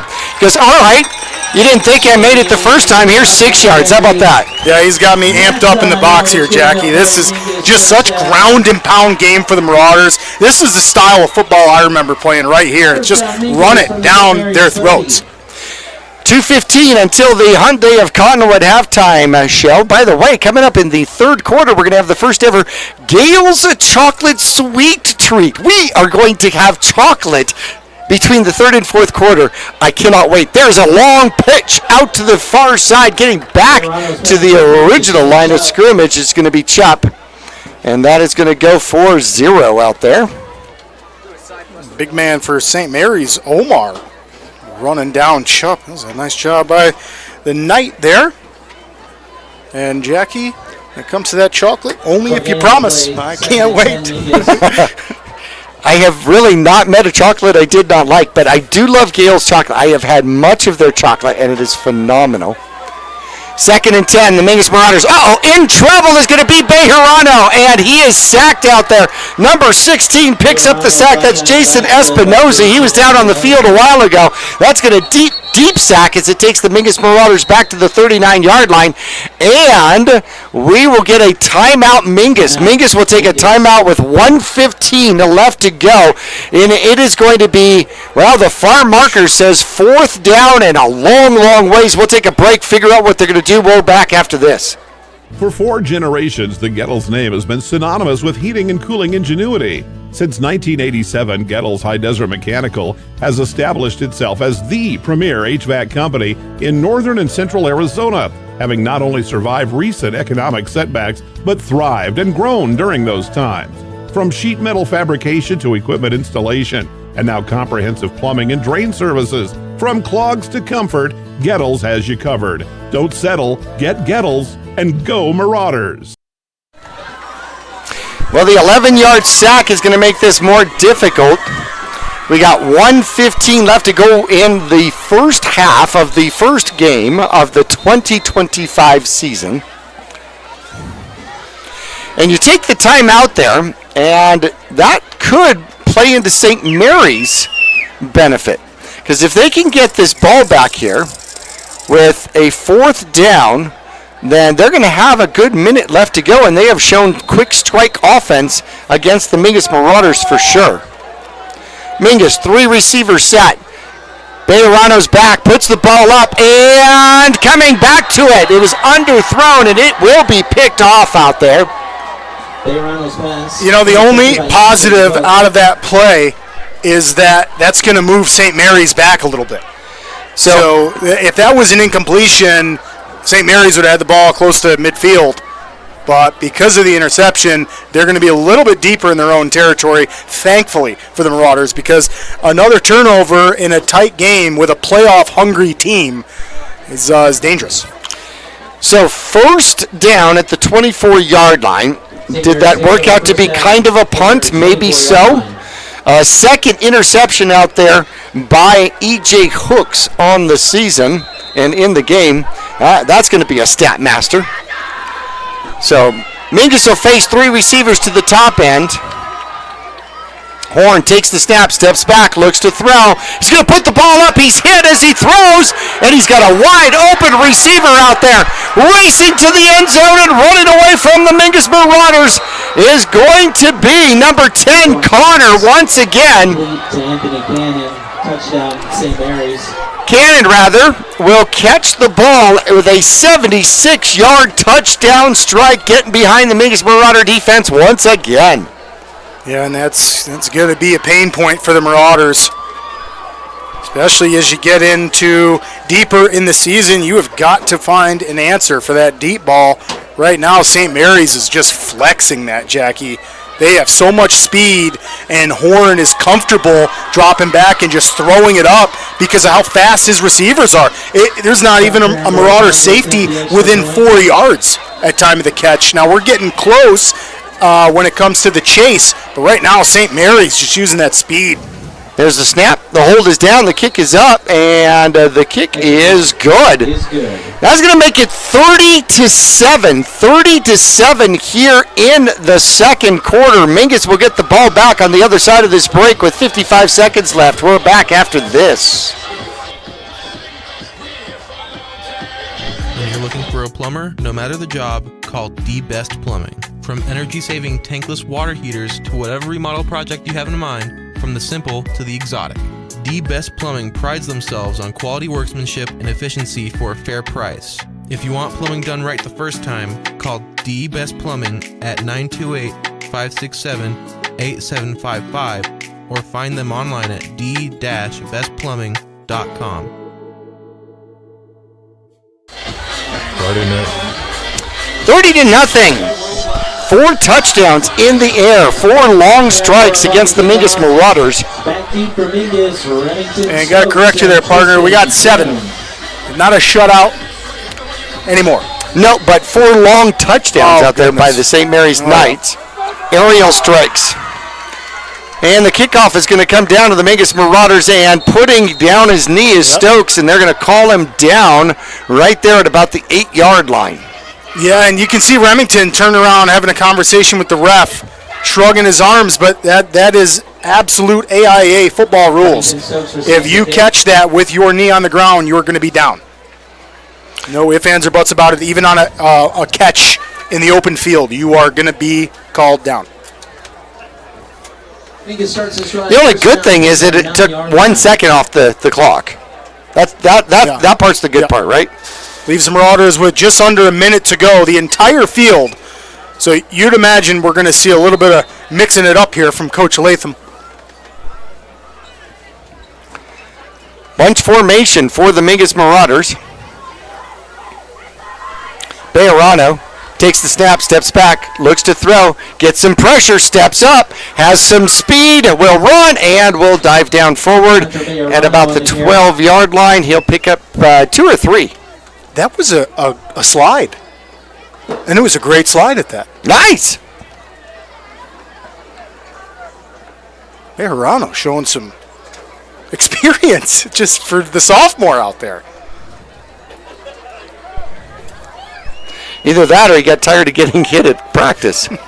22 seconds left. Clock rolling. Mingus does not take a timeout. Bejarano steps back, gets pressured, looks to run again, stops, throws, has a man wide open. It's going to be Juju. Juju jukes to the near side. He's at the 50. He's at the 40. He is still on his feet. He's at the 30. He's still on his feet. He gets a block. He's at the 20. The 10. The 5. Let's go! With no time away, Juju! Juju, what a play! That is highlight reel stuff right there, young man. What a catch and run after the catch for the touchdown with no time left, Jackie. Great call. And what a play by the Marauders. Oh my goodness, he avoided 3 or 4 different blocks. Incredible. And what a great job by Hunter by not crossing the line of scrimmage before he threw the ball. He stopped and stepped back. Found Gonzalez out there for the Mingus Marauders. Threw to him. And then Juju did the best. Wow. What jukes, dude? Whoa, Juju. Is it Juju or is it Juju? That was incredible. Holy cow. So the Mingus Marauders score right here at the end. They're going to go for 2. Comes out to Chop to the end zone. Good. They get the 2-point conversion. And that's going to make it 30-15 here at halftime as we go into the Hyundai of Cottonwood halftime. It starts right after this. That takes us to halftime with our score. St. Mary's 30, Mingus 15.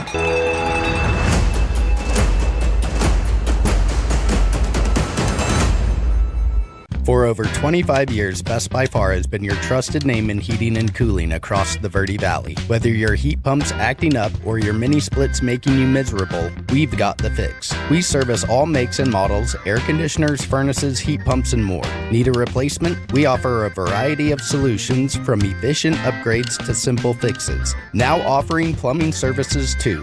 Call Best by Far at 928-282-2250 or visit besthvacbyfar.com. That's far with 2 R's. For over 20 years, Roxu Screen Printers has been the Verde Valley's choice for custom business and sporting apparel. Bring your ideas and logos to Roxu Screen Printers and watch as your creations come to life. Choose from an extensive selection of items available for your company, team, or organization's logo. From t-shirts and hats, specialty items, and embroidered company attire, you can get started with a quote by calling 928-646-5734 or email dawn@rockzoo.com. That's ROKZOO.com. For over 6 decades, Salt River Materials Group Phoenix Cement has proudly supported youth sports here in the Verde Valley. From baseball and softball to football and basketball, they empower young athletes to reach their full potential. Salt River Materials Group employees are actively involved, giving back to the community through coaching, mentoring, and volunteer efforts. With a strong commitment to environmental stewardship, they're helping to build a brighter Verde Valley. Visit srmaterials.com. Salt River Materials Group Phoenix Cement, building a stronger Verde Valley today and tomorrow. Since 1925, Tiffany Construction has worked with developers and local and federal government to build, expand, and improve infrastructure, roads, drainage systems, and subdivisions. From concept to completion, the Tiffany Construction team provides a full complement of construction services and state-of-the-art delivery methods customized to fit your needs and budget. They're Arizona's longest tenured family-owned and operated civil contractor and proudly serving the Verde Valley since 1991. Tiffany Construction, knowledge and experience to bring your project to reality. Is your young athlete pushing their limits, jumping higher, running faster? At Desert View Chiropractic, we know the demands on growing bodies. That's why we specialize in helping youth athletes reach their full potential. Regular chiropractic care can help prevent injuries, improve flexibility, and even boost performance. From better balance on the field to quicker recovery after intense training. We help your athletes stay in the game they love, stronger and healthier. Don't let aches and pains sideline your child. Invest in their future, on and off the field. Visit Desert View Chiropractic today because every young athlete deserves to play at their best. Call us at 928-300-1553. That's 928-300-1553.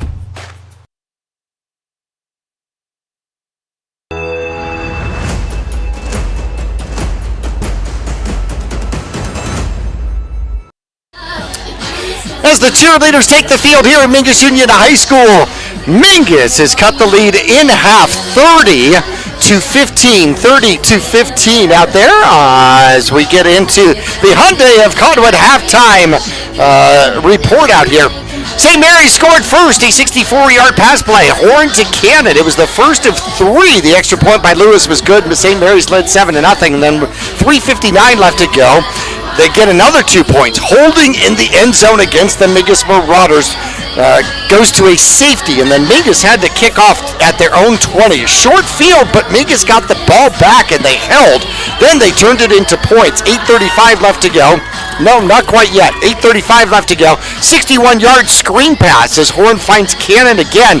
The sneaky little one skippers through the Mingus Marauder defense and finds pay dirt once again. It was 16-7 after the extra point. Then 6:50 left to go in the second quarter. A 62-yard pass. Horn to Chavez. So 61, 62, and 64-yard passes out there. Lewis was good with the extra point, and the Mingus Marauders were down 30-7 actually at that point. Mingus's only score was Dawson Rice with a 24-yard touchdown pass for the Mingus Marauders. Got a great block. That one was almost intercepted. And then right at the end of quarter number 2, great job. Bejarano steps back, doesn't go across that line.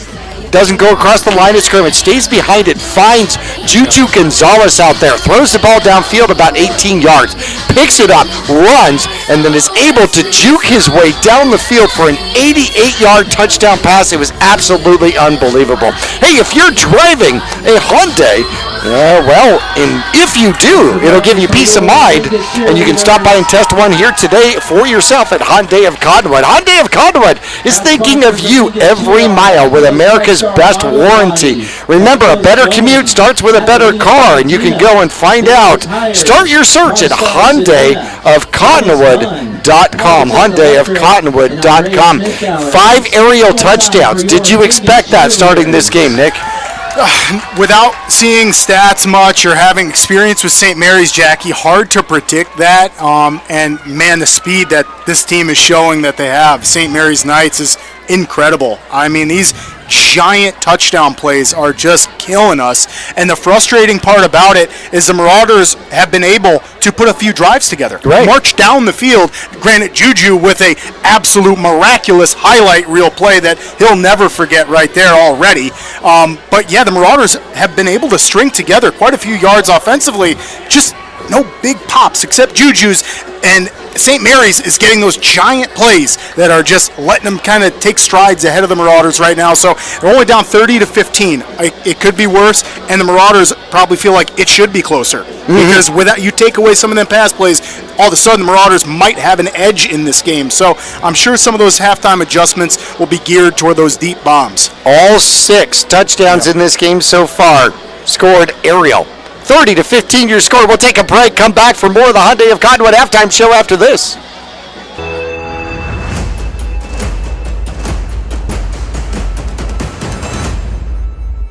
When you're looking for a plumber, no matter the job, call The Best Plumbing. From energy-saving tankless water heaters to whatever remodel project you have in mind, from the simple to the exotic, The Best Plumbing prides themselves on quality workmanship and efficiency for a fair price. If you want plumbing done right the first time, call The Best Plumbing at 928-567-8755 or find them online at d-bestplumbing.com.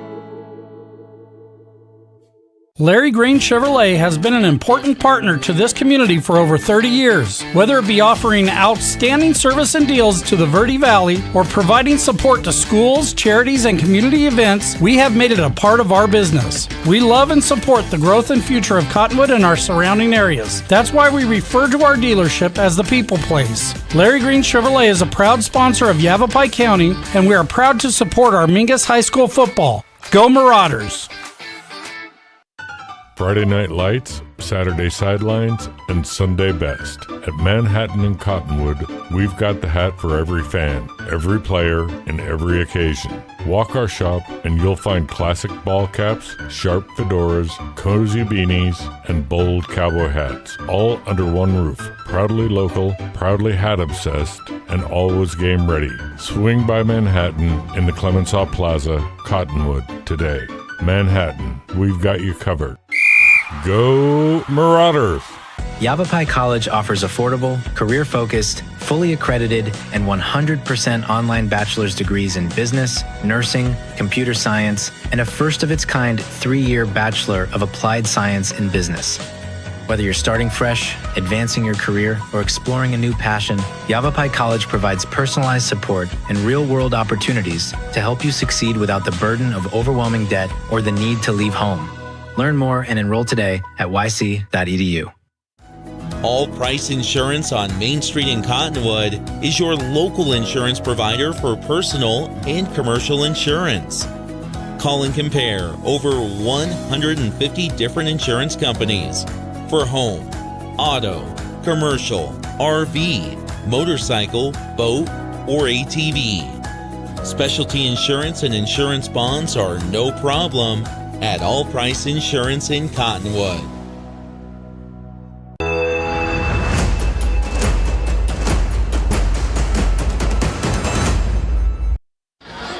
St. Mary's, I'll tell you, Luke Horn has put up some stats here so far in this one. He is 5'11", 5'4", 259 yards, 4 touchdowns. He's been sacked out there by the Mingus Marauders once. Moore got him once for 10 yards. Branson Brown, who had 654 yards last season, he has got 4 carries and only 13 yards. Mingus has shut him down. However, Cannon, or the thing he has been shot out of, has 3 touchdowns here in the game. 197 yards on 4 receptions. Chavez has another one for 62 yards, and not what I expected from St. Mary's. No, and it's just these deep balls are absolutely killing the Marauders, Jackie. I'm sure that was a part of the adjustments at halftime. You got to stop the bleeding, and that is the bleeding right now, is the deep balls from St. Mary's. 9 for 16 is Hunter Bejarano for the Mingus Marauders. He's got 2 touchdowns and 2 interceptions. Hooks has got him twice, and Espinoza sacked him once for 11 yards out there. But but he's got 163 yards, 2 touchdowns, 2 interceptions. Shane Chupp have a game here. First half, 16 carries, 75 yards. Remington Stokes added another 2 carries for 11 yards for the Mingus Marauders. For Mingus, well, probably the highlight of the season so far for sure. Juju Gonzalez with an 88-yard touchdown catch for the Mingus Marauders. Dawson Rice has a touchdown catch of 24 yards. He's got 4 receptions and 42 yards altogether. Shane Chupp has 2 receptions for 16 yards. Stokes has 1 for 8, and Houseman has 2 for 9. So the Mingus Marauders, they're actually somewhat successful throwing the ball and somewhat successful running the ball too. Yeah, and that's got to be one of the frustrating things right now for the Marauders in the halftime locker room right now, is they're talking about how they are putting together some drives. Offensively, they've got to have confidence. They're making things work. The offensive line is getting off the ball. We saw Juju come up with just what an effort play at the end of that half. That is the kind of effort that drives your teammates to play harder the next time they're out on the field, really. And so for the Marauders, it's really just maintain focus. And you got to have some faith in your defense. And I know a lot of those guys are going both sides of the ball, too. Yep. So a lot of the offense is out there for defense, too. If we can close up defensively, have a great second half. Hyundai of Cottonwood, our halftime sponsor. You want to check them out online at HyundaiofCottonwood.com. And, of course, they're located on Rodeo Drive. That's right above Larry Green Chevrolet, serving all the Verde Valley and Quad Cities. Stop by, test drive a Hyundai today at Hyundai of Cottonwood. We're brought back for the final section of our halftime show right after this. Ryan Stokes flying in. It's in the house tonight.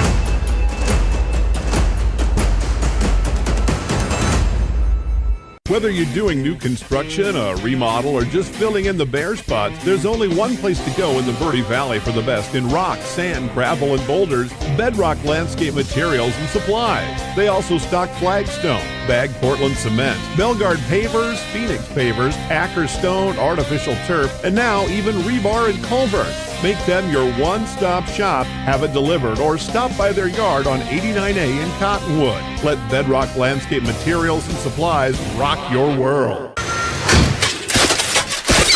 I'm here for service and ready for battle. No need. We're your neighborhood go-to for easy, fast, and friendly car care. Tires, brakes, oil, and free services like flat repair, alignment check, and brake inspection. So no upselling, overpricing, or fake repairs. Nope. And I get all that free stuff. Yep. So you don't really need all this.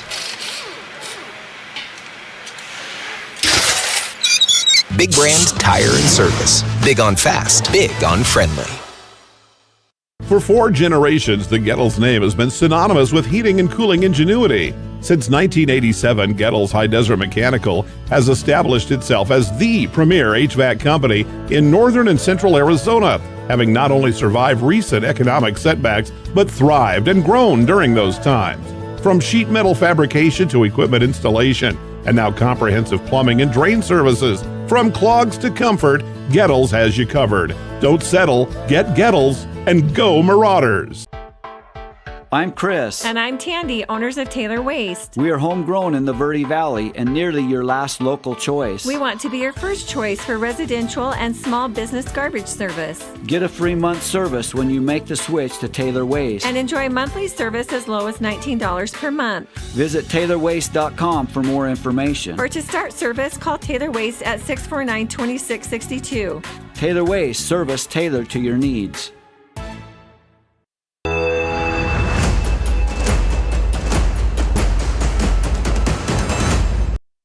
Well, Stadium announcer Brian James made an announcement out here to all those longtime Mingus Marauder fans that one Ryan Stokes, the Ryan Stokes from the 1997 state champion Mingus Marauders, quarterback nonetheless, in attendance here today at Mingus Union High School. What a special treat for the Mingus Marauder squad. Yeah, what a legend around these parts, Jackie. Tell you what, and just to go along with that, the crowd's huge tonight. Yes, both the Marauders and over at St. Mary's. A lot of people out for this one. Very true. And of course, here come the Mingus Marauders. If you want to watch the game, you can also go to Verde Valley TV. You can go to VerdyValleyTV.com, and they will show you all the different ways that you can watch it on Cablecast on Sparklight Channel 1056. You can also watch it on YouTube and Facebook, and I'm not sure if you attach two antennas to each one of your ears, you might even be able to hear it that way too. I don't know. Hey, halftime adjustments as we come to a close here in the Hyundai of Cottonwood halftime show. What adjustments do you make for the Mingus Marauders offensively? Offensively, Jackie, that's a tough call. Offensively, I like what I see. I know Bejarano's thrown a couple interceptions. However, they're in a pinch. This is the first game, a little inexperience. He's only a sophomore. Other than that, the Marauders' offense has been successful throwing to the flats. Dawson's making good moves. The running game, the offensive line is giving Shupp room up the middle. So offensively, my key would be to just maintain. Go out and at least try to double your points from the first half. So what do you do defensively? What difference do you make that way? Yeah, defensively, I think you've got to drop a safety back. I think you've got to drop a safety back cheating at least 10 yards or so. Yeah. Close to it. I mean, the Marauders definitely like to stack that line of scrimmage. I think we got to get out of our own comfort zone there and drop somebody way back just because of the speed the St. Mary's team has. Maybe let Stokes go out there and play center field maybe a little bit, huh? Yeah. Okay. So, all right, any halftime scores here around 4A and football in general, huh? Yeah, boy, do we have some scores here, Do we? Jackie. Right now, we got Coconino over Snowflake, 17-8. Coconino, that's at halftime. Snowflake ranked number 2. Coconino ranked number 15. Oh, that'll switch. Coco's got the edge on that one right now. Then moving down, we got Estrella Foothills is down 7-0 to La Jolla High School. Douglas is down to Flowing Wells, 21-10. Chola up 13-0 against Yuma. Northwest Christian High School is up 28-0 against Independence. Try to get some scores from around our region here. Arcadia, how about this, Jackie, is up 23-0 against Bradshaw Mountain High School. First half. Yeah, Arcadia was for real last year, and it looks like they're maybe for more real here this year. Yeah, and they got, at least this is Max Preps, and the rankings are going to change come October when AIA releases them, but right now, Max Preps has Arcadia at number 4, Bradshaw number 11. So those are some close teams in the rankings, according to Max Preps, and Arcadia's got the edge 23-0 in that one so far. Yeah, I can hear Coach Young just in the back of my head somewhere. He's twitching at halftime right now. You got to get something going. Yeah, no, shut out right now, and Marauders are not dealing with that at least. And Bradshaw brought in Coach Ortiz, who has now taken the Bradshaw Bears to a spread offense. So that's really an interesting point there. Maybe quite the revelation. Yeah, maybe Arcadia really does know how to play. Maybe they're really strong in those defensive back positions. Yep. So Mingus is going to get the ball first here in the second half. I think that you've made an excellent point out there that Mingus has got to force St. Mary's to drive the ball. They have to force St. Mary's to drive the ball because Mingus is going to kick off here in the second half. They got the ball first in the first half. If they can force St. Mary's to have to drive the ball, they have actually had some stops when they have done that. It's just been 4 big plays, 1 plays of 61, 62, 64, and 76 yards that have just been nails in the coffin here. Valleja will kick this one, pop it up. It's going to drop right around the 30-yard line. It'll be covered out there. Number 50 will save possession here for the Knights. That's going to be Omar Rivera, the nose guard. How about that? The nose guard on the kick return team. Yeah, I think Omar was excited to get on top of that one. Says, oh, look how close that is. I'm going to grab that. Well, he came back to the sideline and said, Coach, I got the ball. Yeah, great ball safety, too, because honestly, when it comes to the big guys, we don't really have the softest hands. No. You have anxious hands. Yes, anxious and stone hands. Yes, definitely anxious hands. All right, here come the Knights for second half action out here. Horn takes the snap, steps back, looks to throw. He's in trouble, and down he goes. Watson's there. Moore is there. And they made a Horn sandwich out there and a 10-yard sack for the Mingus Marauders. Man, I love it. You can see Cameron Houseman doing the feeding gesture over to Watson. I love that. Let the big guy eat. That is a great job by the Marauders. Defensive front just absolutely annihilating the offensive line for St. Mary's on that play. Second sack here for the Mingus Marauders. That goes 10 yards. Makes it 2nd and 20 for the St. Mary's Knights. Stepping back is the quarterback. Oh, they do a screen pass. They go up underneath. Mingus will get to it and will bring it down for a decent gain, but a short gain. Sean Berry gets the pass. Mingus jailbreaks into the backfield out there looking for another sack. They pick up 8, but it's 3rd and 12. And this is a crucial down here, beginning of the third quarter. St. Mary's deep in their own zone here. Marauders are not going to have any substitutions out there last couple plays. Linemen are going to maintain the same. 3rd and 12 out there for St. Mary's. At their own 32, Mingus putting pressure on once again. Quarterback scrambles, tries to get around the corner, and is taken down at the original line of scrimmage. Number 15 out there with the tackle for about 2 yards. What you looking at, sir? So, Jackie, I saw Juju playing deep safety on that play, which enabled the defense to surround Horn. So, just like those adjustments we talked about, looks like Coach Rout and Coach Midkiff have got the defense tuned up, at least for that series right there. They were ready for the deep ball.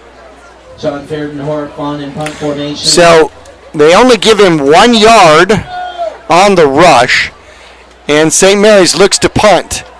A slow punt, a kick, and it will drive Stokes back. Stokes is going to run away from it. We'll take a St. Mary's bounce, and a good one down close to the 10-yard line, as it will come to a final rest right there at the 10-yard line. Great punt. Yeah, that's a collegiate level punt right there. My goodness. It's going to give the Marauders a long field to work with, but more importantly, you kept St. Mary's offense off the field and get your own offense back out there. That's what we needed. Time for the offensive line to build off that momentum from the first half, Jackie. I thought they did outstanding. A lot of kudos being given out for the pulling guards and that offensive line that first half. So 2-score game here. The Mingus Marauders need not only 2 touchdowns, but they need an extra point and a 2-point conversion to tie this one up. They're trailing 30-15. Quarterback is back. Bejarano into the end zone, now running for his life. Throws the ball and throws it out of bounds. Gets outside the pocket. Had a man-ish in the area, Andre Joy, but he did throw it away. That was wise. Yeah, Bejarano showing veteran moves out here for a sophomore quarterback. And he doesn't see anything, you can't force anything, and you can see Chupp giving him some love after that play. I mean, that was a smart thing to do. You don't want to force anything or throw it back across your body. Just throw it out, live to see another play. Out of shotgun is Bejarano. He's got one back in the backfield. There's the snap. Oh, turns around, looks to hand it off. Now he has to throw it. It goes over to Chupp. He is in trouble, racing back toward the sideline. He's going to lose some yardage. And he was the outlet, and St. Mary's played that one really well. Both teams coming back with some defensive changes. That is going to be a catch, but a loss of 4. Yeah, both teams defensively obviously talked about what they need to do at halftime. And I wonder how much of that last play might have been just a miscommunication on the Marauders' part, because you can see Bejarano turned to hand it off, and there was no one there. We have a St. Mary Knight down on the turf out there, and they are going to attend to him here. We're going to take a quick timeout break here, and we're going to go ahead and give him some privacy right at about the 16-17 yard line. We'll return to Mingus Union High School right after this.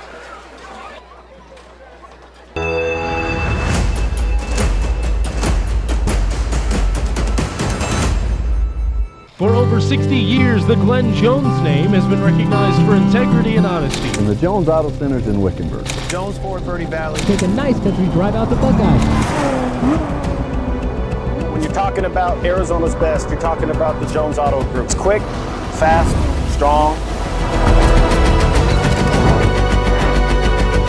I want to invite you to visit our new facility in Casa Grande and enjoy our country-style way of doing business.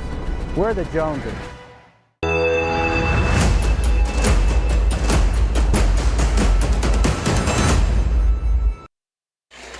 The injured Knight, number 16, Espinoza, up and walking off on his own accord. That is great news out there for the Knights.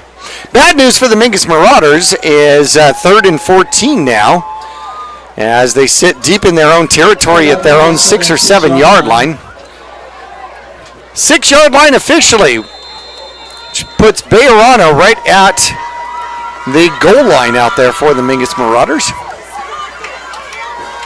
There's the snap, steps back, looks to throw, he's in trouble, throws it over, and he gets Dawson Rice. Dawson Rice out to the 20-yard line. Should be enough for a first down. Oh, it's going to be close. Oh, they give it to me, yes! What a great play by the Marauders offense. And Dawson, that is just great awareness to get to that first down marker. Good call, partner. Looked kind of short to me, but he called it. Well, that was a better throw by Bayerano. He took a shot, stood in there, took the punishment in order to get that one off.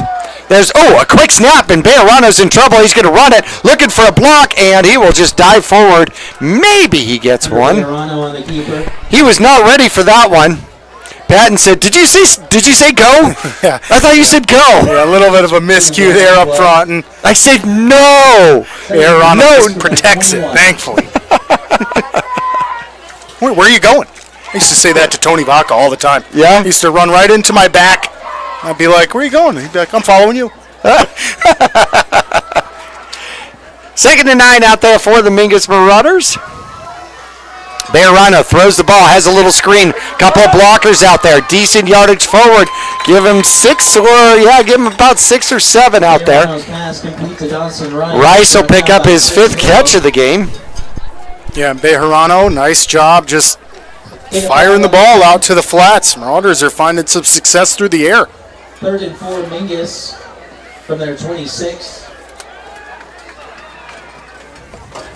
And I absolutely love the gestures from the offensive line this season, Jackie. You see these guys before the play calling out their blocks and also beating themselves on the head. Must be some kind of play call.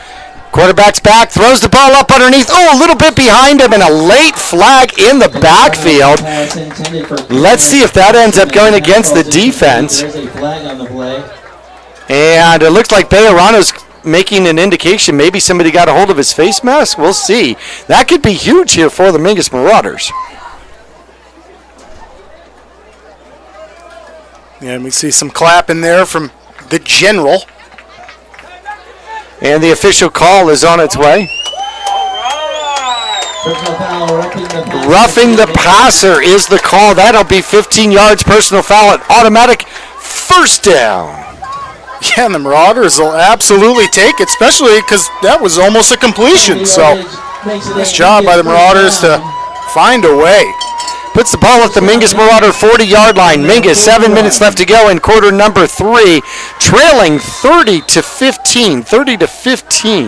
Mingus has not run the ball here in the second half yet. There's the snap, and there's the run. And coming to the near side, trying to get past it. Hit hard out there is Chup. Big hit out there by number 18, Jimmy Weiss. Lots of one on the play. Yeah, and Weiss does a good job of getting off the edge and not letting Chup get there. For a second, it looked like Chup was going to be able to cut inside, and just a quick play by Weiss to keep him in. 2nd and 11 from the 40-yard line now. Bayerano with the snap, hands it off, Chup forward, outside, good block, and drives forward, says, thou shall not stop me this time. Picks up 12 yards and a first down, and into St. Mary territory go the Mingus Marauders. Yeah, and this is just awesome momentum right now from the Marauders offense. This is what they were doing going into halftime. It took them a series or two to get going, and man, the offense is firing on all cylinders, it seems like. Not huge plays, Jackie, but consistent plays. A score here. Mingus could be one score down here with a score here, but they got some traveling to do. 48 yards left. Bayerano throws to the outside, overthrows his man out there. Houseman gets a little extra push there at the end. And incomplete it is. 2nd and 10 from the 48. Second and 10, Mingus. The sophomore just overthrowing Houseman out there. Yep, if it was baseball, we'd go just a bit outside. Just scraped his fingertips on that one. Two receivers near side stacked. A little bit of a different setup here for the Mingus Marauders. Bejarano takes the snap, hands it off. Chop up the middle. Off tackle, picks up some. Give him about 2, and that's going to be 3rd and long, 3rd and 8. 8 and 2 on the play. 3rd and 8, Mingus from the St. Mary's 46. Big 3rd down. Now, is this 4-down territory for the Mingus Marauders as we get to 5:38 on the clock here for quarter number 3? Yeah, Jackie, it's really close to 4-down territory. 4 receivers set for the Mingus Marauders. 8 Knights at the line of scrimmage. They back off. They throw to Houseman on the outside. He cuts back inside. He's going to be short of the 1st down. Gang tackled at about the 43-yard line. But is that going to make it 4th and manageable? It's going to make it 4th and 5. 4th and 5, and let's see what Coach Midkiff opts to do here, Jackie. But, man, I've got some confidence in the offense. So, looks like he's going to keep him out there, lined up in an offensive form, or maybe we see Chup dropping back. I'm not sure. We could see a quick punt, or the Marauders are going to go for this. 4th and 5, huge play here in this one. Snap is made. Bejarano is back. He is going to step forward, throws, has a man, and it is taken away out there. Good defensive play. It was intended for Andre Joy, and breaking it up was Chris Hill. That's going to be a turnover on downs out there. Good defensive play out there by the St. Mary's Knights. It was a good play. However, Bejarano may have had that 1st down with his legs if he wanted it. Yeah, maybe, and as he develops over time, he might go for those kind of plays, but, man, that one was really close. Honestly, Jackie, Chris Hill playing phenomenal DB there. I mean, he was on top of that ball as it was thrown, so nice try by the Marauders, but they're going to have to get out there and stop St. Mary's offense. A defensive touchdown here would be really good. Another St. Mary's Knight with some cramp issues out there. That's going to be number 9. That's Nolan Brown, one of their defensive ends. One of the things in the beginning of the season here, Jackie, is we didn't talk about in pregame, but the cramps. Oh, yeah. The cramps will get you with, I know we're getting a little bit of relief from heat this season to start at least, but it's still very, very hot out, so you got to stay hydrated, and not surprised you see a little cramp, and nice to see Nolan Brown walking off on his own power. Yeah, Nolan Brown's going, no, we went, way up in elevation here. I mean, like Cottonwood's like, 4 miles up or something. 4:40 left to go until our sweet treat. Our Gale's Chocolate exciting. Sweet Treat coming up here between the 3rd and 4th quarter. St. Mary's, 5 receiver set out there. Quarterback takes the snap, sets, throws, has a man, and Mingus will bring it down. Playing some defense, and was there a fumble on the play?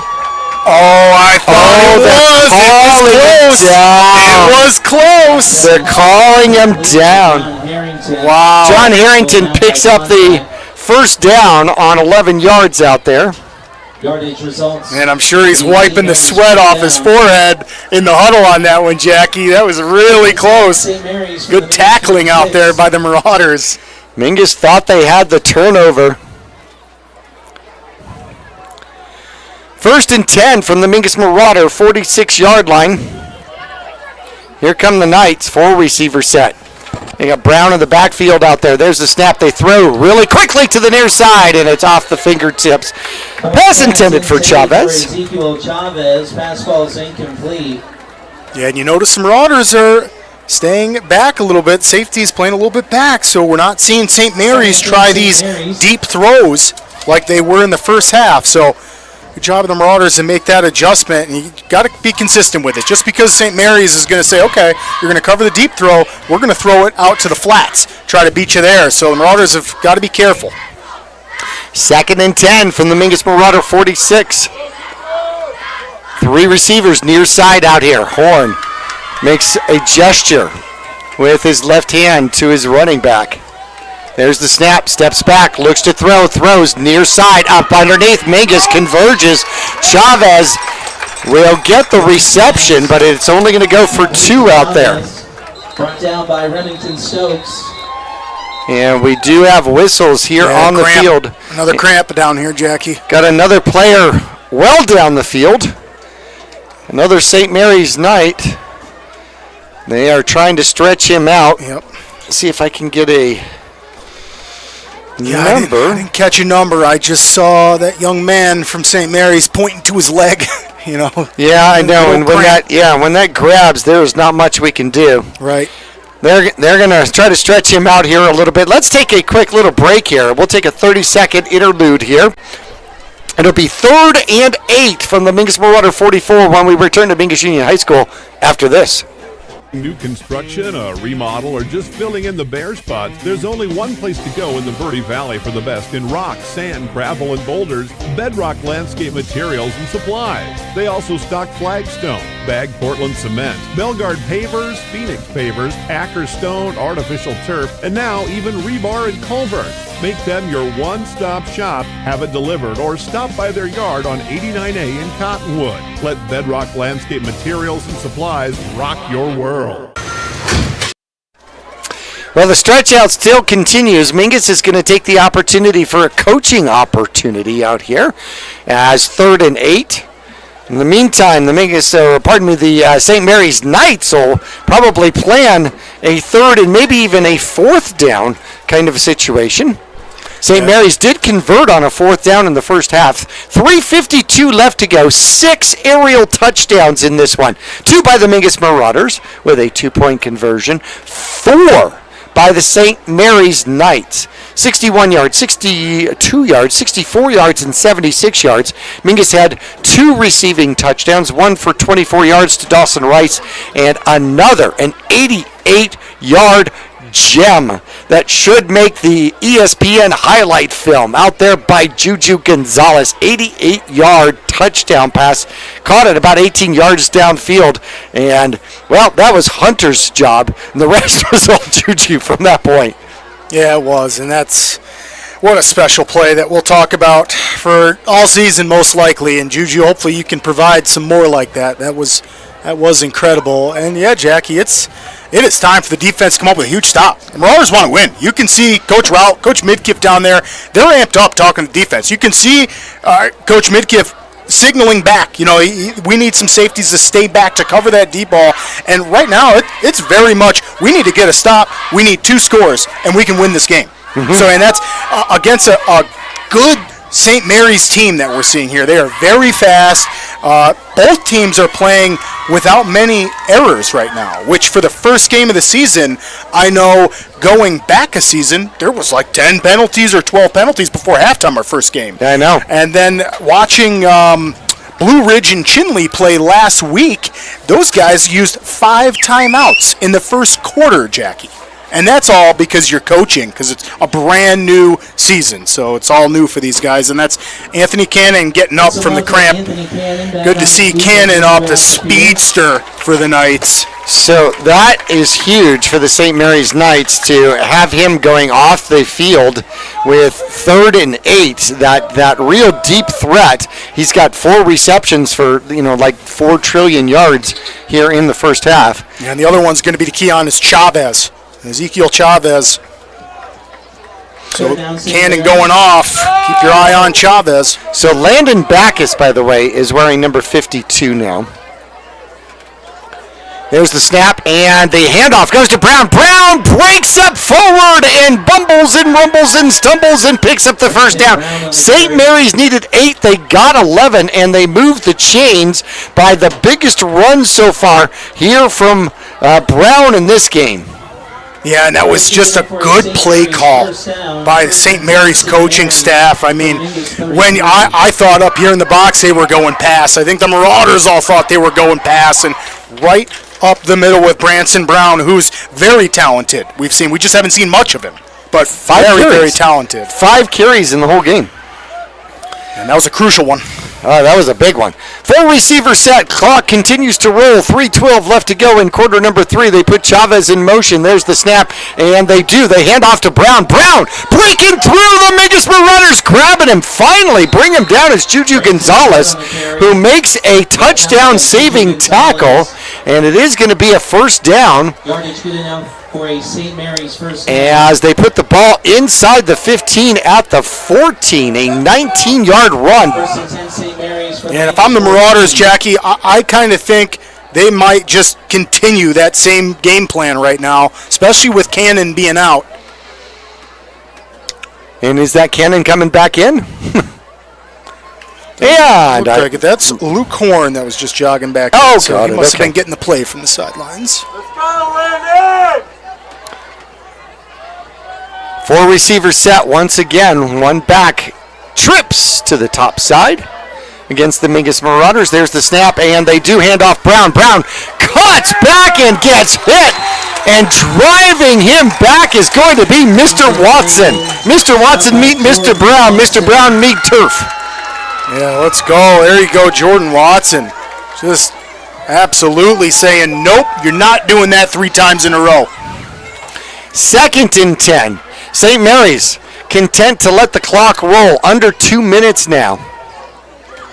Yeah, you bet they are, Jackie. That is going to be a part of their game plan, is to eat up as much clock as possible. Eat up. Ooh, was that a pun? So we have our sweet treat coming. Hey. 4 receivers set once again. Brown in the backfield. Horn takes the snap and looks to throw. He's in trouble, and the Mingus Marauders bring him down. Hasseman's back there. Moore is back there, and that is going to be a big sack out to the 24-yard line. All right, Coach Midkiff and defensive coach Rout out there mixing it up, sending a blitz, and it works. That's the kind of gambles that you have to take to win a football game, especially in a tight one where you're already down, and that is going to give the Marauders a little bit of breathing room, makes it 3rd and forever for St. Mary's. Another 10-yard sack out there. Probably 4-down territory, though. 48 seconds left to go. Quarterback steps back, looks to throw, throws up underneath. Mingus can't quite get a hold of it, and then still driving, and finally brought back at about the 18-yard line. Catching the ball out there is going to be Sean Berry. Sean Berry will pick up about 5, and it'll be 4th down at the 18-yard line with just 27 seconds left to go here in the 3rd quarter. And we have a player down for the Mingus Marauders, and coming off is going to be Brian Moreno.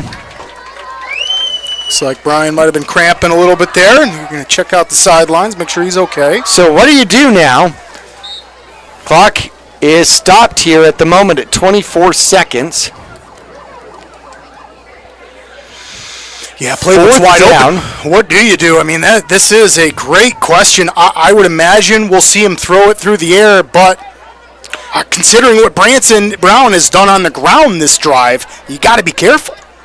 Okay, so they're letting the clock roll, and it's very possible that they're going to let this time run out. St. Mary's does not have to make a snap here. Yeah, that's an interesting call, Jackie, and it looks like they're going to let it go. They're going to let it go into the 4th.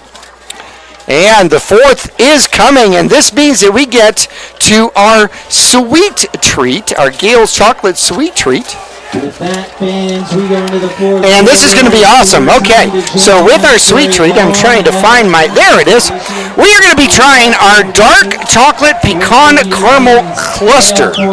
Okay, anybody who told you that size doesn't, these are actually quite huge. Oh my gosh, we got to open these things. They're like 4 pounds. It's a big cluster, Jackie. They are. Whole roasted and salted nuts are first covered with homemade caramel and then bathed in a luscious milk or semi-sweet chocolate. Wow. I can't get it open fast enough. Oh, I know. Look at how delicious. Oh, my gosh. This looks. Oh, that is incredible. That is a big cluster. Okay, then it's bathed in a semi-sweet chocolate, creating a gooier and more sizable delight than your standard nut clusters or turtles.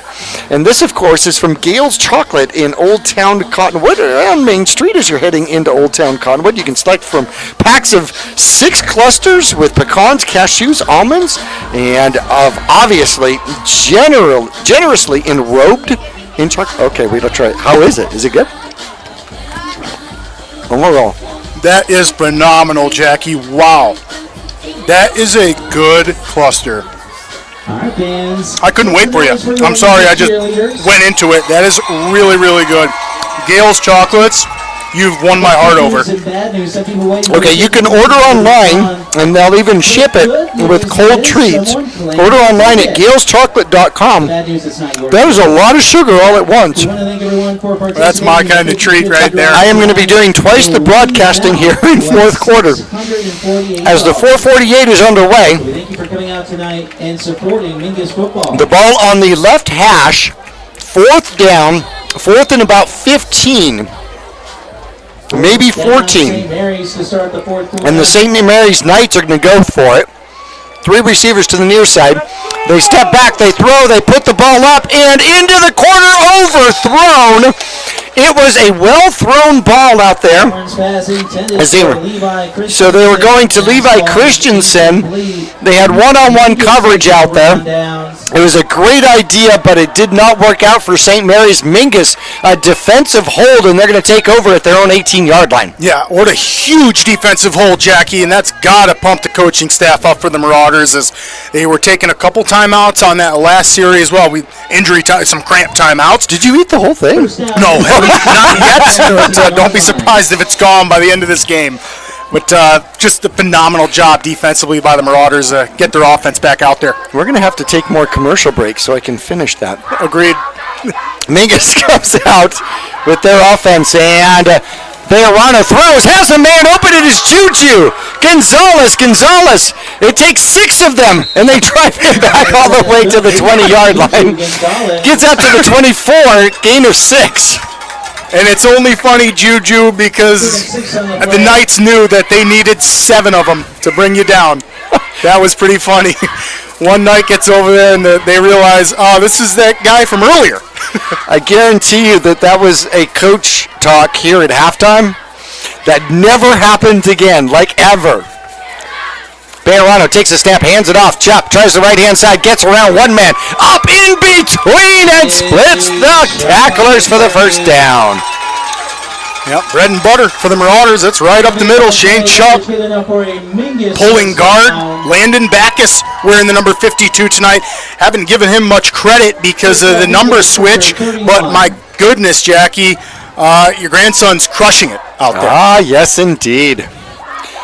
Yes, another family member on the field. He is quite the pulling guard and playing great defensively. There's the snap. Chubb trying to get through that first round and cuts up underneath, loses the ball. It's on the turf. That is going to be turned over to the St. Mary's Knights as getting on the ball is going to be number 88. That is going to be Harrington with the fumble recovery. Yeah, and Remington wants that one back. This were baseball, that would go down as an error right there. As your ball carrier, you've got to be careful holding onto that ball with one hand. Got to be careful. First fumble turnover for the Mingus Marauders. Mingus has turned the ball over 3 times in this one. 2 interceptions and now a fumble at the Mingus Marauder 37-yard line. And now we have a stoppage in play as we have a Mingus Marauder gimping off the field here. Chupp is coming off the field and not getting any attention, but he does come off the field. Mingus with a 3-safety set out there. And there is the snap, and they run it with Brown. Brown up the middle, bounces off the Mingus Marauders, and then falls forward to the 31-yard line. He'll pick up 6.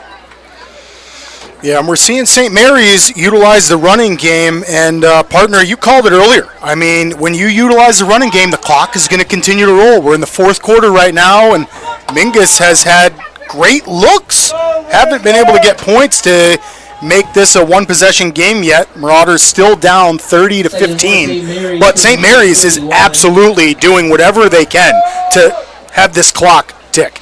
Well, St. Mary's at this particular point is doing whatever they can to run as few plays as possible. That's right. 2 backs in the backfield. Christensen's going to switch sides and go to the slot on the other side. No, they're going to put him all the way out to the receiver position, which is he should be on the line and the slot should not. They send Chavez out there and they hand the ball off to Brown. Brown to the outside, cuts his way inside and to the end zone he goes. 31-yard touchdown run out there by Brown. So he goes off tackle to the right-hand side and just bounces his way in off a couple of tacklers and into the end zone. That makes it 36-15. That one hurt. Yeah, that's a tough one. That is a tough one. That's going to give St. Mary's some breathing room with the lead. And in a game where it's just the turnovers, that last turnover in our own zone, giving St. Mary's, which is a good team. I'm just going to say it. They're a good team they're looking for playoffs this year. That's what their goal is. And anytime you're playing a team like that, you cannot turn the ball over. The Marauders have done that 3 times tonight, and it was still a game until right now where St. Mary's pulling ahead a little bit. Extra point up. Looks good is good. 37-15. The Mingus Marauders have some work to do. They got 9:40 left to go in this one to get it done. We're back to Mingus Union High School after this.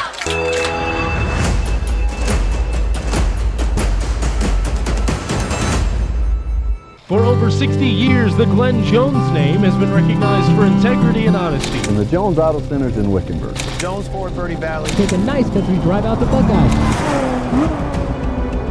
When you're talking about Arizona's best, you're talking about the Jones Auto Group. It's quick, fast, strong. I want to invite you to visit our new facility in Casa Grande and enjoy our country-style way of doing business. We're the Joneses.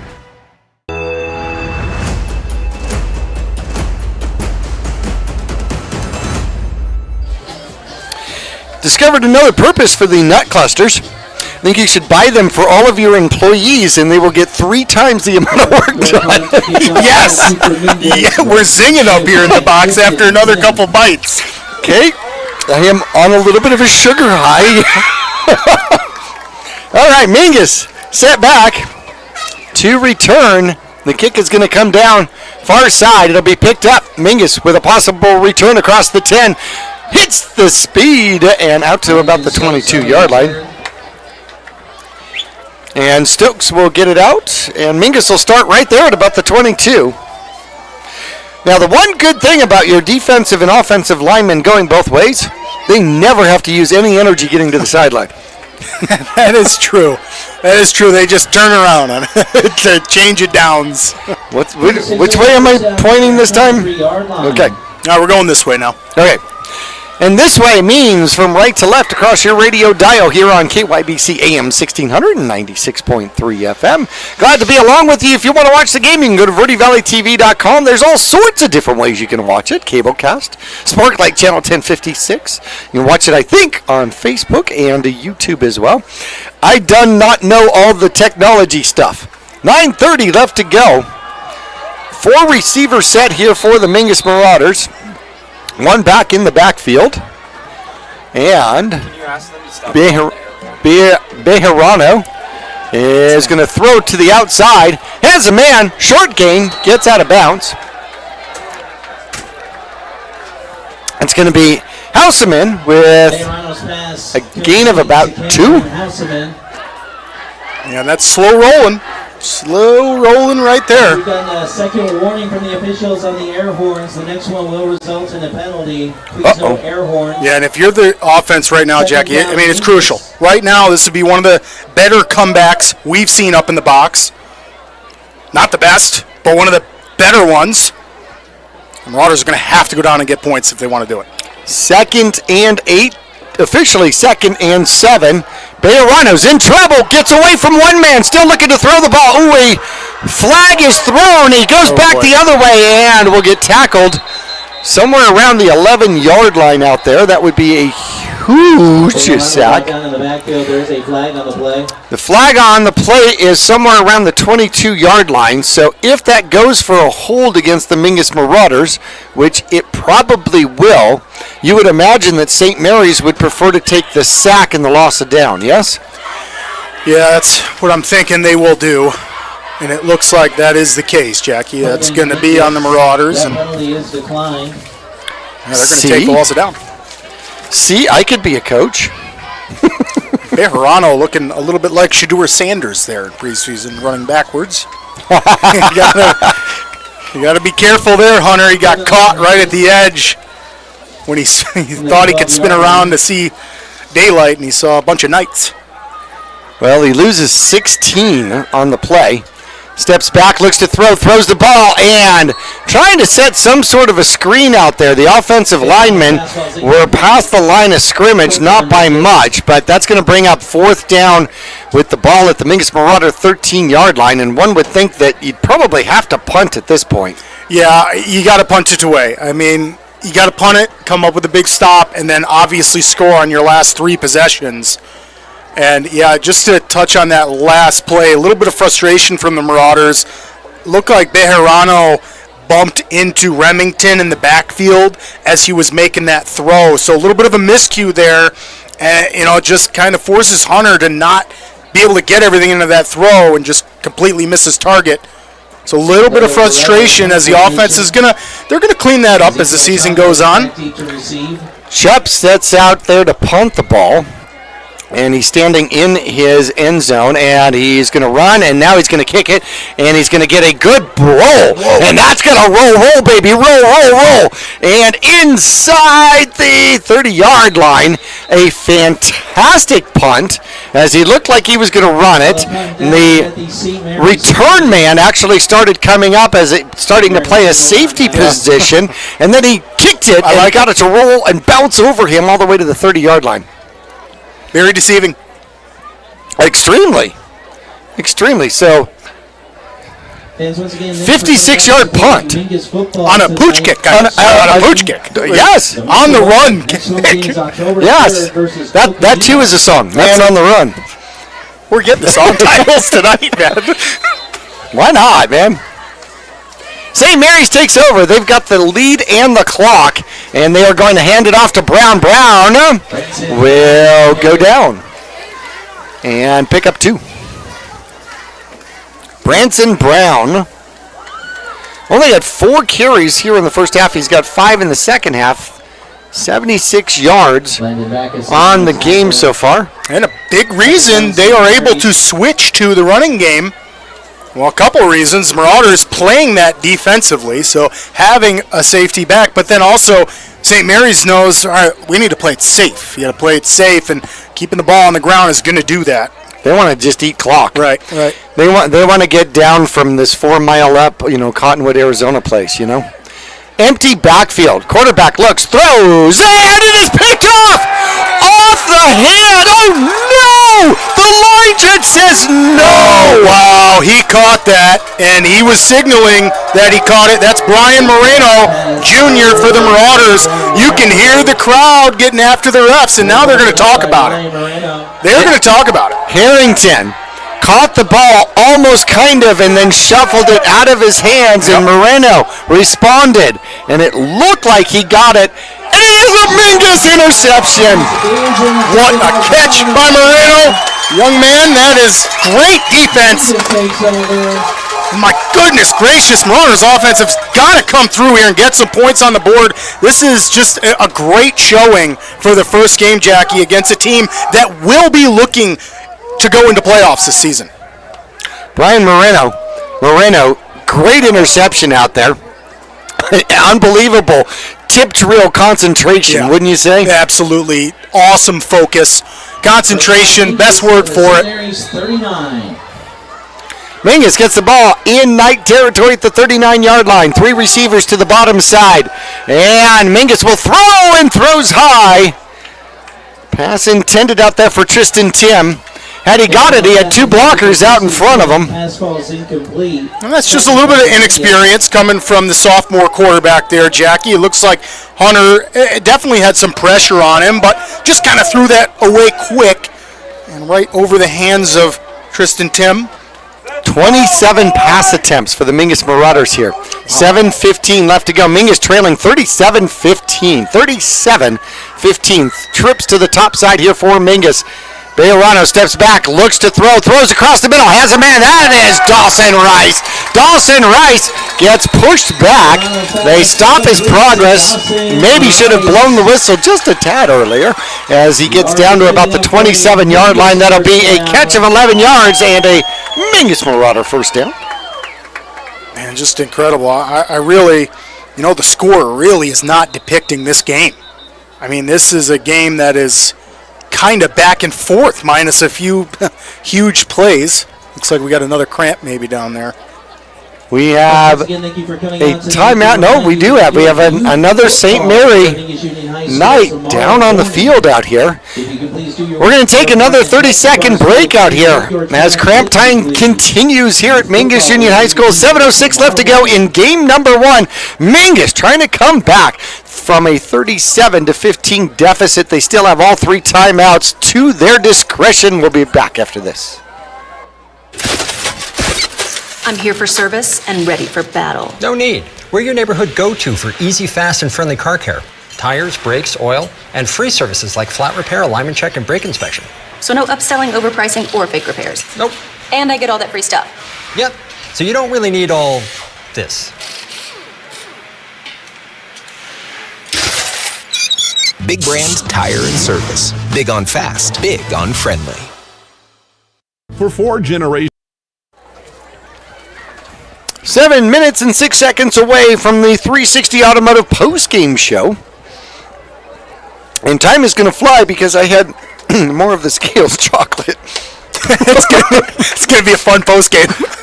I'm going to get 3 times the amount of words in. Well, that's the goal, especially when the Marauders have a lot of stats to go over. And 8 times the emotion. Oh, that's not good. Did we bring the blood pressure medication? I don't know. Oh, boy. It's not in my bag.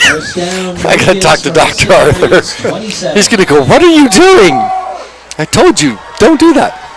4 receiver set for the Mingus Marauders. Bejarano is back, puts the ball up. They put it up for Juju, and Juju is going to draw the foul out there.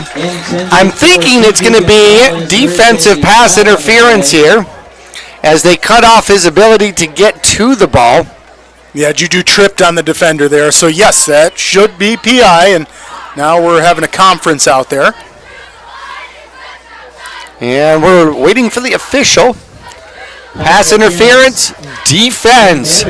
So I was afraid that they may have called that against the Mingus Marauders because Juju initiated the contact. Turns out he was good at selling it. Young man's having a game. Man, we need a sales rep when you're done with football. So that is the first penalty of the second half, if you can believe it. Yeah, pretty good discipline by both teams, as a matter of fact. St. Mary's has 4 penalties for 40 yards. Mingus Marauders have 3 for 11. 1st and 10 from the 13-yard line, and they hand it off, and there goes Stokes. Stokes, and did he lose the ball again? He lost that at the end of the play. Let's see if they call him down. He was getting through the pile. Whew. And then picked up 5. And I don't know if he lost the ball and got it back or they called him down. Yeah, they called him down. Remington's on the sidelines, upset with himself right now. And, oh man, you just got to hold on to that football and wipe the sweat from your forehead. And here goes Chubb. Chubb to the left side. Ooh, gets hit in the backfield. Will dive back toward the line of scrimmage. And let's see if he got back to it or not. Daniel Herrera in on the tackle. And, yep, he got back to the line of scrimmage at the 6-yard line. So it is now 3rd and 5. 3rd down, Mingus. 5:57 left to go in the game. Mingus trying to make something happen here, deep in Knight's territory. Bejarano is back, looks, drives, he's going to run himself, and then he just falls down at about the 5-yard line. And that's going to bring up a 4th down for Mingus. They go into a slide at the 6. So it is now 4th and 4. Bejarano just picked up one. Looked like he had more space than maybe he did. From the St. Mary's 6. Yeah, and unfortunately, when you go for the slide, they always mark you as soon as you start that slide. That is true. You don't even have the hip hit the ground. Right. Huge out here, and we're going to see if we're going to get a timeout. We do get a timeout. St. Mary's will take the timeout. 4th and 4 for the Mingus Marauders at the 6-yard line of the St. Mary's Knights. We are back after this.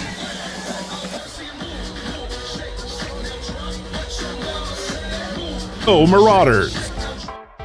I'm Chris. And I'm Tandy, owners of Taylor Waste. We are homegrown in the Verde Valley and nearly your last local choice. We want to be your first choice for residential and small business garbage service. Get a free month service when you make the switch to Taylor Waste. And enjoy monthly service as low as $19 per month. Visit TaylorWaste.com for more information. Or to start service, call Taylor Waste at 649-2662. Taylor Waste, service tailored to your needs.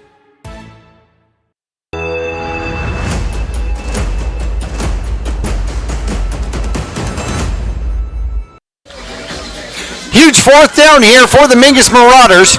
5:18 left to go in this one. If Mingus has a hope in this game right now, down 37-15, they are definitely going to need a score here. Houseman on the right side.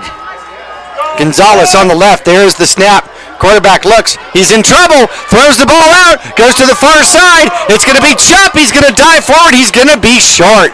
He's going to get down to about the 5-yard line, and that will be a turnover on downs. Yeah, play just took a little bit too long to develop. You can see Bejarano kind of running for his life.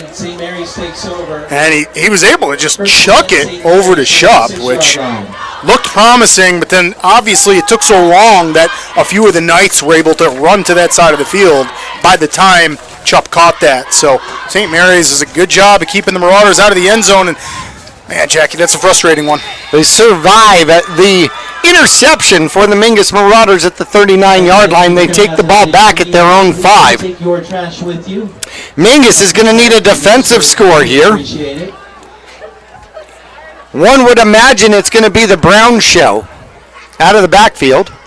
There's the snap, and there's Brown. Brown cuts up and will get tackled. He'll get past the 10, though. That's going to be a decent gain of about 5. And more importantly, keep that clock rolling. Trenton Patton and others in on a tackle. Really nothing Marauders can do now except try to force another punt and then score for what would be most likely pride and to give your offense some points because, frankly, your offense has worked hard enough. I mean, we should have more than 15 points. That's a very deceiving number on the scoreboard for the Marauders, as we've seen great offense all night from them. Just obviously some more huge plays from St. Mary's. 3 receivers set to the near side of your screen here on Verde Valley TV. Horn taking his time talking to everybody. Now he'll take the snap and he'll hand it off to Brown. Brown hit in the backfield, and there's the gang tackle for the Mingus Marauders. Ball hawking underway as Brown will get back to the line of scrimmage and bring up 3rd and 5. Yeah, so far a good defensive series for the Marauders. So you called it, partner. They're going to keep the ball on the ground. Branson Brown, 3 plays in a row. Mingus still has all 3 of their timeouts. St. Mary's taking their sweet time. Yeah, they're in huddle formation with no rush to get up to that line of scrimmage. 3rd and 5, St. Mary's. Same setup. 3 receivers to the near side once again. No, empty set. How about this? St. Mary's showing that they're going to throw the ball. Watch the quarterback run. Nope, they are going to throw. They're going to throw it quick, and getting a quick hitter up there with the 1st down near the 20-yard line is going to be Callum Sullivan, his first reception of the game.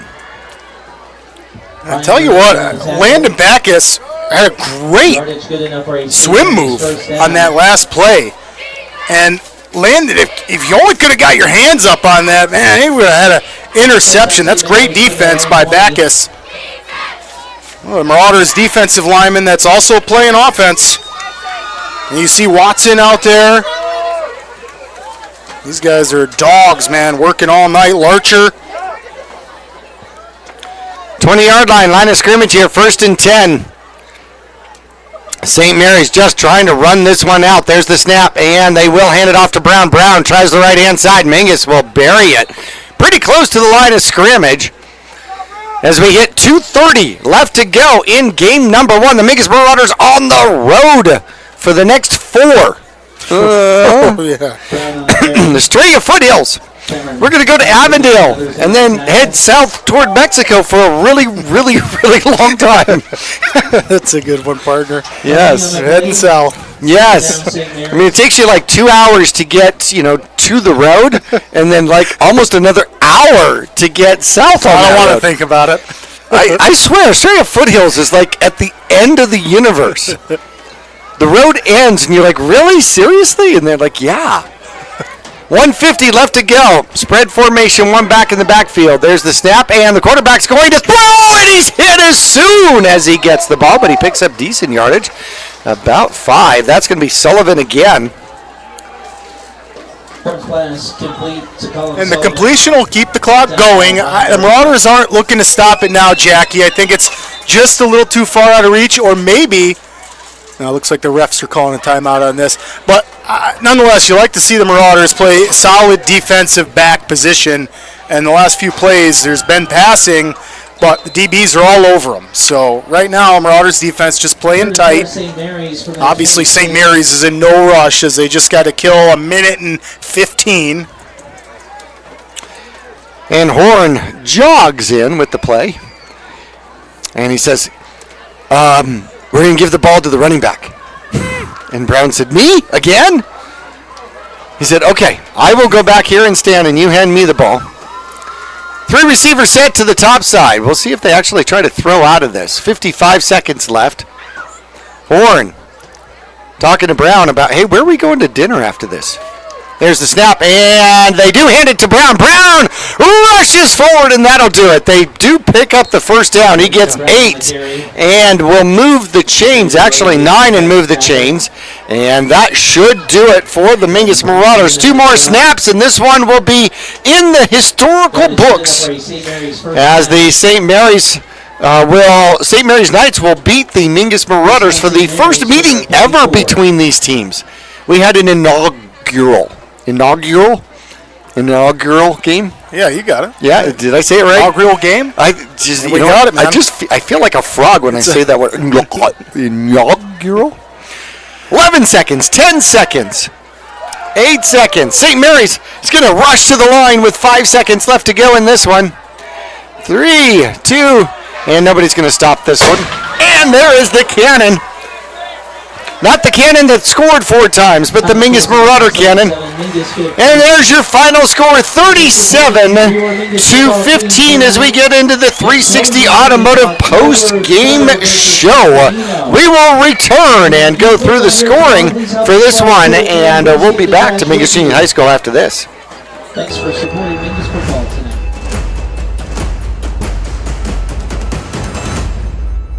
Whether you're doing new construction, a remodel, or just filling in the bare spots, there's only one place to go in the Verde Valley for the best in rock, sand, gravel, and boulders, Bedrock Landscape Materials and Supplies. They also stock flagstone, bagged Portland cement, Belgard pavers, Phoenix pavers, Acker stone, artificial turf, and now even rebar and culvert. Make them your one-stop shop, have it delivered, or stop by their yard on 89A in Cottonwood. Let Bedrock Landscape Materials and Supplies rock your world. For over 25 years, Best by Far has been your trusted name in heating and cooling across the Verde Valley. Whether your heat pump's acting up or your mini split's making you miserable, we've got the fix. We service all makes and models, air conditioners, furnaces, heat pumps, and more. Need a replacement? We offer a variety of solutions from efficient upgrades to simple fixes. Now offering plumbing services too.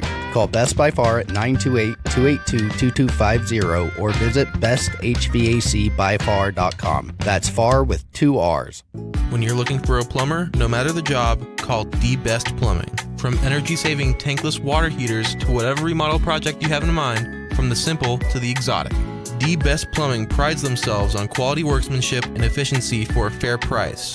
If you want plumbing done right the first time, call The Best Plumbing at 928-567-8755 or find them online at d-bestplumbing.com. I'm Chris. And I'm Tandy, owners of Taylor Waste. We are homegrown in the Verde Valley and nearly your last local choice. We want to be your first choice for residential and small business garbage service. Get a free month service when you make the switch to Taylor Waste. And enjoy monthly service as low as $19 per month. Visit TaylorWaste.com for more information. Or to start service, call Taylor Waste at 649-2662. Taylor Waste, service tailored to your needs. The Greater Verde Valley Chamber of Commerce is proud to support the businesses, families, and future of our community. From job fairs and ribbon cuttings to free community events and networking opportunities, they're helping local businesses grow and creating meaningful connections that last. Because when the community thrives, our kids do too. Join the movement today at verdevalleychamber.org. Greater Verde Valley Chamber of Commerce, helping businesses grow today to create a stronger tomorrow. Go Marauders!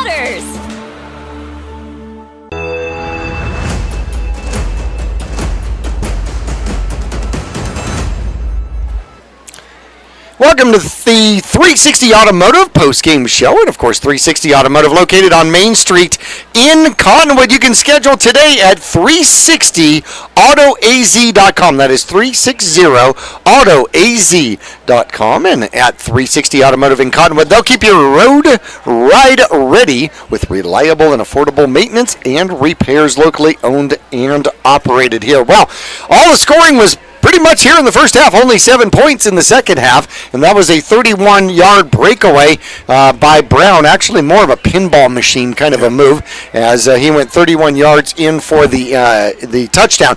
6 throwing touchdowns here in the first half. St. Mary's with 4 of them, Mingus with 2 of them. Mingus gets a scoring reception from 24 yards out by Dawson Rice, 88 yards by Juju Gonzalez, which was absolutely phenomenal. That was a tremendous play. Got to go to verdevalleytv.com if you were listening to the game. Just look for that game. That was an exciting call. That was really so much exciting. fun. So much fun. So Mingus scores twice in the air, gets a 2-point conversion. That's how they get their 15 points here in this one. 30 points in the first half here by the St. Mary's Knights, and they get 2 points on a holding in the end zone, which is a safety, and then they get 4 receiving touchdowns, 61 yards, 62 yards, 64 yards, and 76 yards. And the Mingus Marauders just unable to prevent the Speedsters from getting behind them, and Horn just had a game out here, just chucking the ball up into the air, and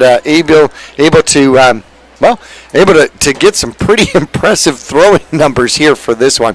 We are going to take a break. When we come back, we're going to look at some of those individual stats as the 360 Automotive post-game show continues here at Mingus Union High School.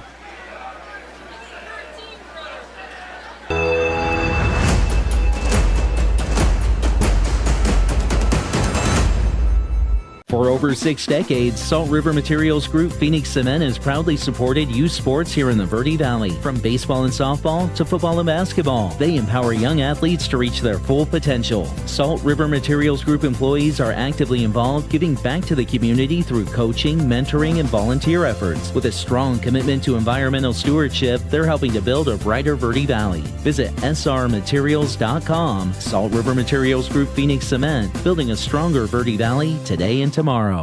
For over 20 years, Roxu Screen Printers has been the Verde Valley's choice for custom business and sporting apparel. Bring your ideas and logos to Roxu Screen Printers and watch as your creations come to life. Choose from an extensive selection of items available for your company, team, or organization's logo. From t-shirts and hats, specialty items, and embroidered company attire, you can get started with a quote by calling 928-646-5734 or email Dawn at rockzoo.com. That's ROKZOO.com.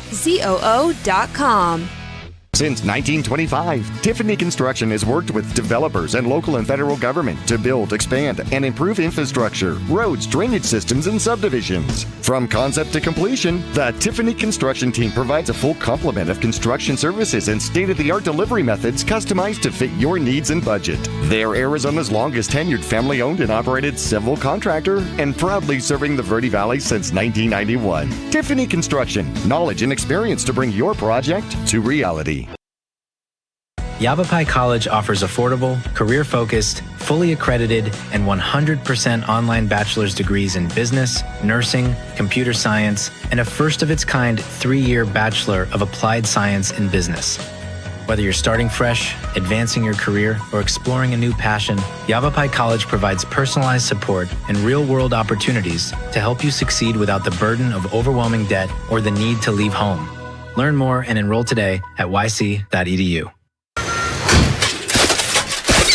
I'm here for service and ready for battle. No need. We're your neighborhood go-to for easy, fast, and friendly car care. Tires, brakes, oil, and free services like flat repair, alignment check, and brake inspection. So no upselling, overpricing, or fake repairs. Nope. And I get all that free stuff. Yep. So you don't really need all this. Big brand tire and service. Big on fast, big on friendly.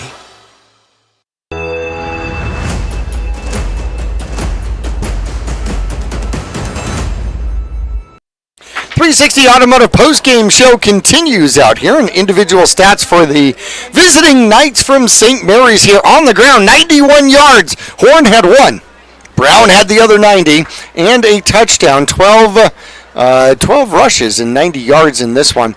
Luke Horn finishes here the day as he ends up with 5 completions here in the first half.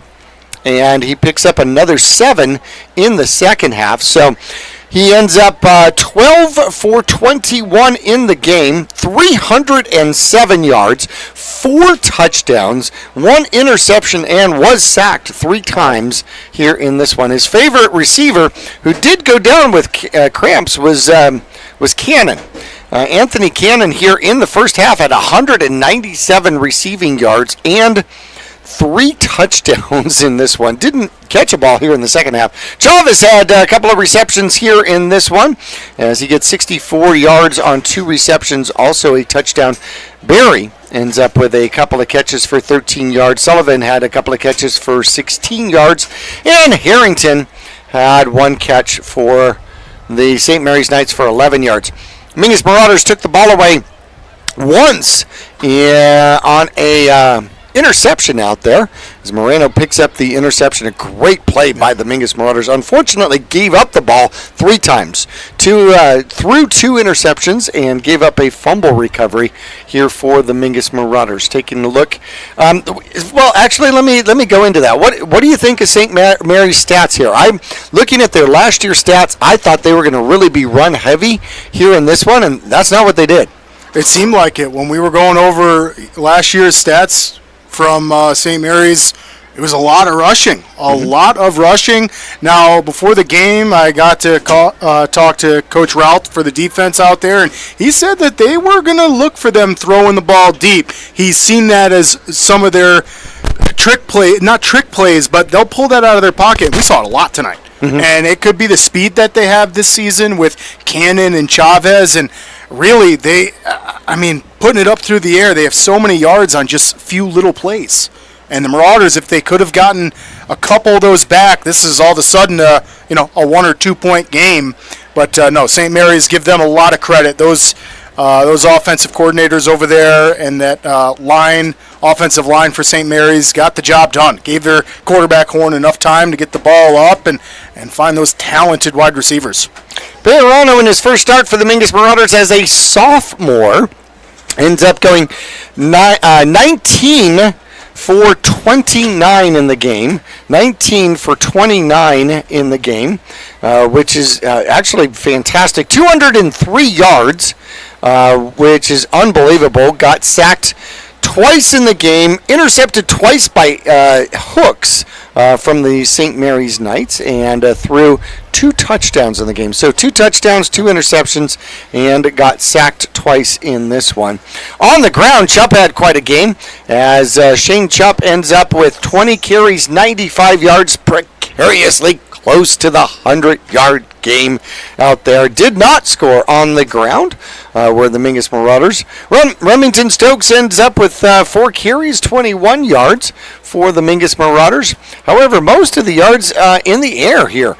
Dawson Rice picks up some decent yardage as he finishes the game with 7 receptions, 73 yards, and a touchdown.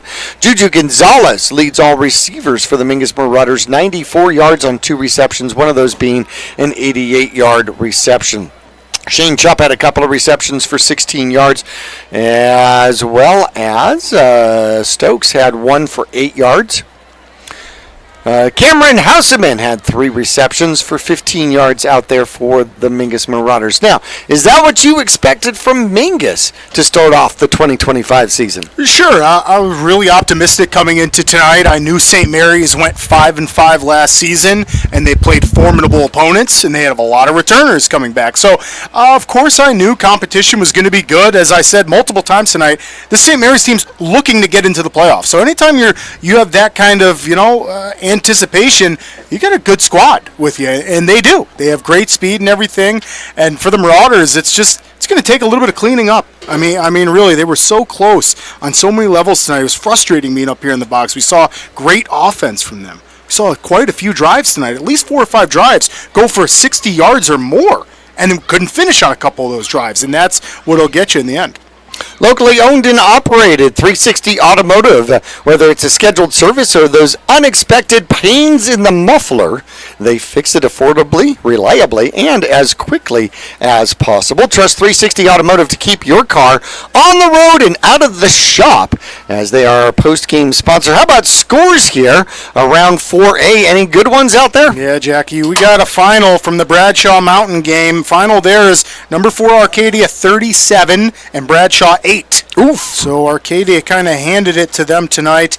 Number 6 in 4A, Walden Grove handled business 36-10 against Sahuarita. Number 21 Combs won big 57-0 over Rio Rico. We don't have a Flagstaff score. We'll keep moving down. Peoria, number 19 is down against Deer Valley right now, who's unranked, 16-14, so that's a good game. Then moving right up, we play Estrella Foothills. That was a team that made it to playoffs last year. They are winning 14-10 right now against La Jolla High School. And Sahuarito is up 34-3 against Empire. They're the number 25 team in 4A. And then not a final yet, but Snowflake has come back against Coconino. Down by at least a touchdown at halftime. I don't remember what the score was, but Snowflake is now up 22-17 on Coconino, and that one is in the 4th quarter. And then number 1 for 4A, Eastmark, is handling business right now against Chrisman.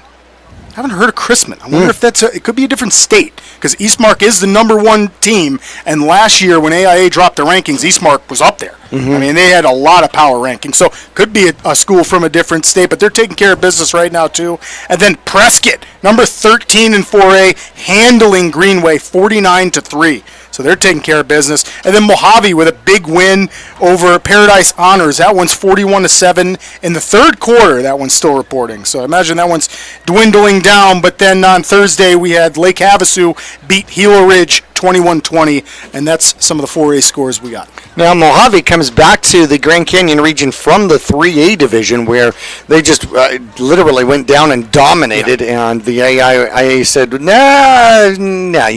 you go back. And so now they're coming back up and still showing that they are a force to be reckoned with. Interesting, Estrella Foothills was down at halftime, and they have come back. The St. Mary's Knights will move on to play at Coconino, so they'll go back-to-back Grand Canyon region teams next week. The Mingus Marauders will be on the road at Estrella Foothills, and last year the Mingus Marauders hung into that one and then kind of ran away. It kind of fell apart on them.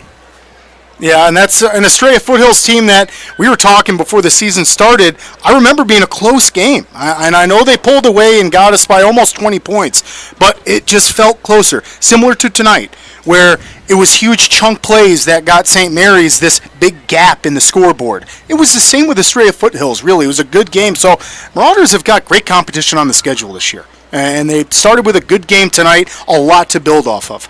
I want to thank 360 Automotive, our post-game sponsor out here, located on Main Street. You can schedule today at 360autoaz.com. That's 360autoaz.com. We want to throw out some thank yous here tonight. Your final score, once again, St. Mary's wins the first ever battle between the Knights and the Marauders, 37-15. As 45 of those points were all scored in the first half, only 7 in the second half. I want to thank our producer here tonight, Samuel Jockum, as well as our camera people, Tristan Knight, Kieran Hale, and Steve Endicott. I'm Jackie Bessler, and of course, this is my pal, Nick Yatsenko here, bidding one and all a fantastic night. We'll talk to you again from Estrella Foothills next Friday night. This has been a presentation of Mingus Marauder Football by Verde Valley Television. Any reproduction of this broadcast without the express written permission of Studio G Multimedia and the AIA is strictly prohibited. Tonight's presentation of 2025 Mingus Marauder Football is presented by Jones Ford Verde Valley. On Highway 260, visit Jones Ford, Arizona's best. Bedrock Landscaping, Materials and Supplies. Have it delivered or stop by their yard on Highway 89A in Cottonwood. Larry Green Chevrolet in Cottonwood. Find them online at LarryGreenChevrolet.com and find out how easy it is to buy a new car at Larry Green Chevrolet, the people place. Mingus Marauder Football is brought to you in part by Gettles High Desert Mechanical. For all of your HVAC needs, don't settle, get Gettles. Salt River Materials Group, a premier employer and community supporter in the Verde Valley. Taylor Waste, clean, secure, and locally owned garbage and recycling services in the Verde Valley and in the Quad Cities. Mingus Marauder Football is brought to you by the Greater Verde Valley Chamber of Commerce, helping businesses grow today and create a stronger tomorrow. All Price Insurance, your local provider for personal and commercial insurance. Find them at 116 North Main Street in Cottonwood. Best by Far, Heating and Cooling. When you need the best, they're the best by far. Rock Zoo Screen Printing, business and sporting apparel and more. Visit them online at rockzoo.com. That's ROKZOO.com. Mingus Marauder Football is also brought to you by Tiffany Construction, building Arizona since 1925. Desert View Chiropractic. Send your athlete ready to grow and play with help from Desert View Chiropractic. Manhattan. They've got you covered with sports caps, sun hats, cowboy hats, and more. At Manhattan, they've got you covered. Mingus Marauder Football is also brought to you by D-Best Plumbing. Get it done right the first time. Call D-Best Plumbing. Yavapai College, supporting local athletes and scholars. Visit yc.edu and get started building your career today. Big Brand Tires on Highway 89A in Cottonwood and online at bigbrandtire.com. Thanks for tuning in. Visit us online, Facebook, or at VerdeValleyTV.com for more great local programming.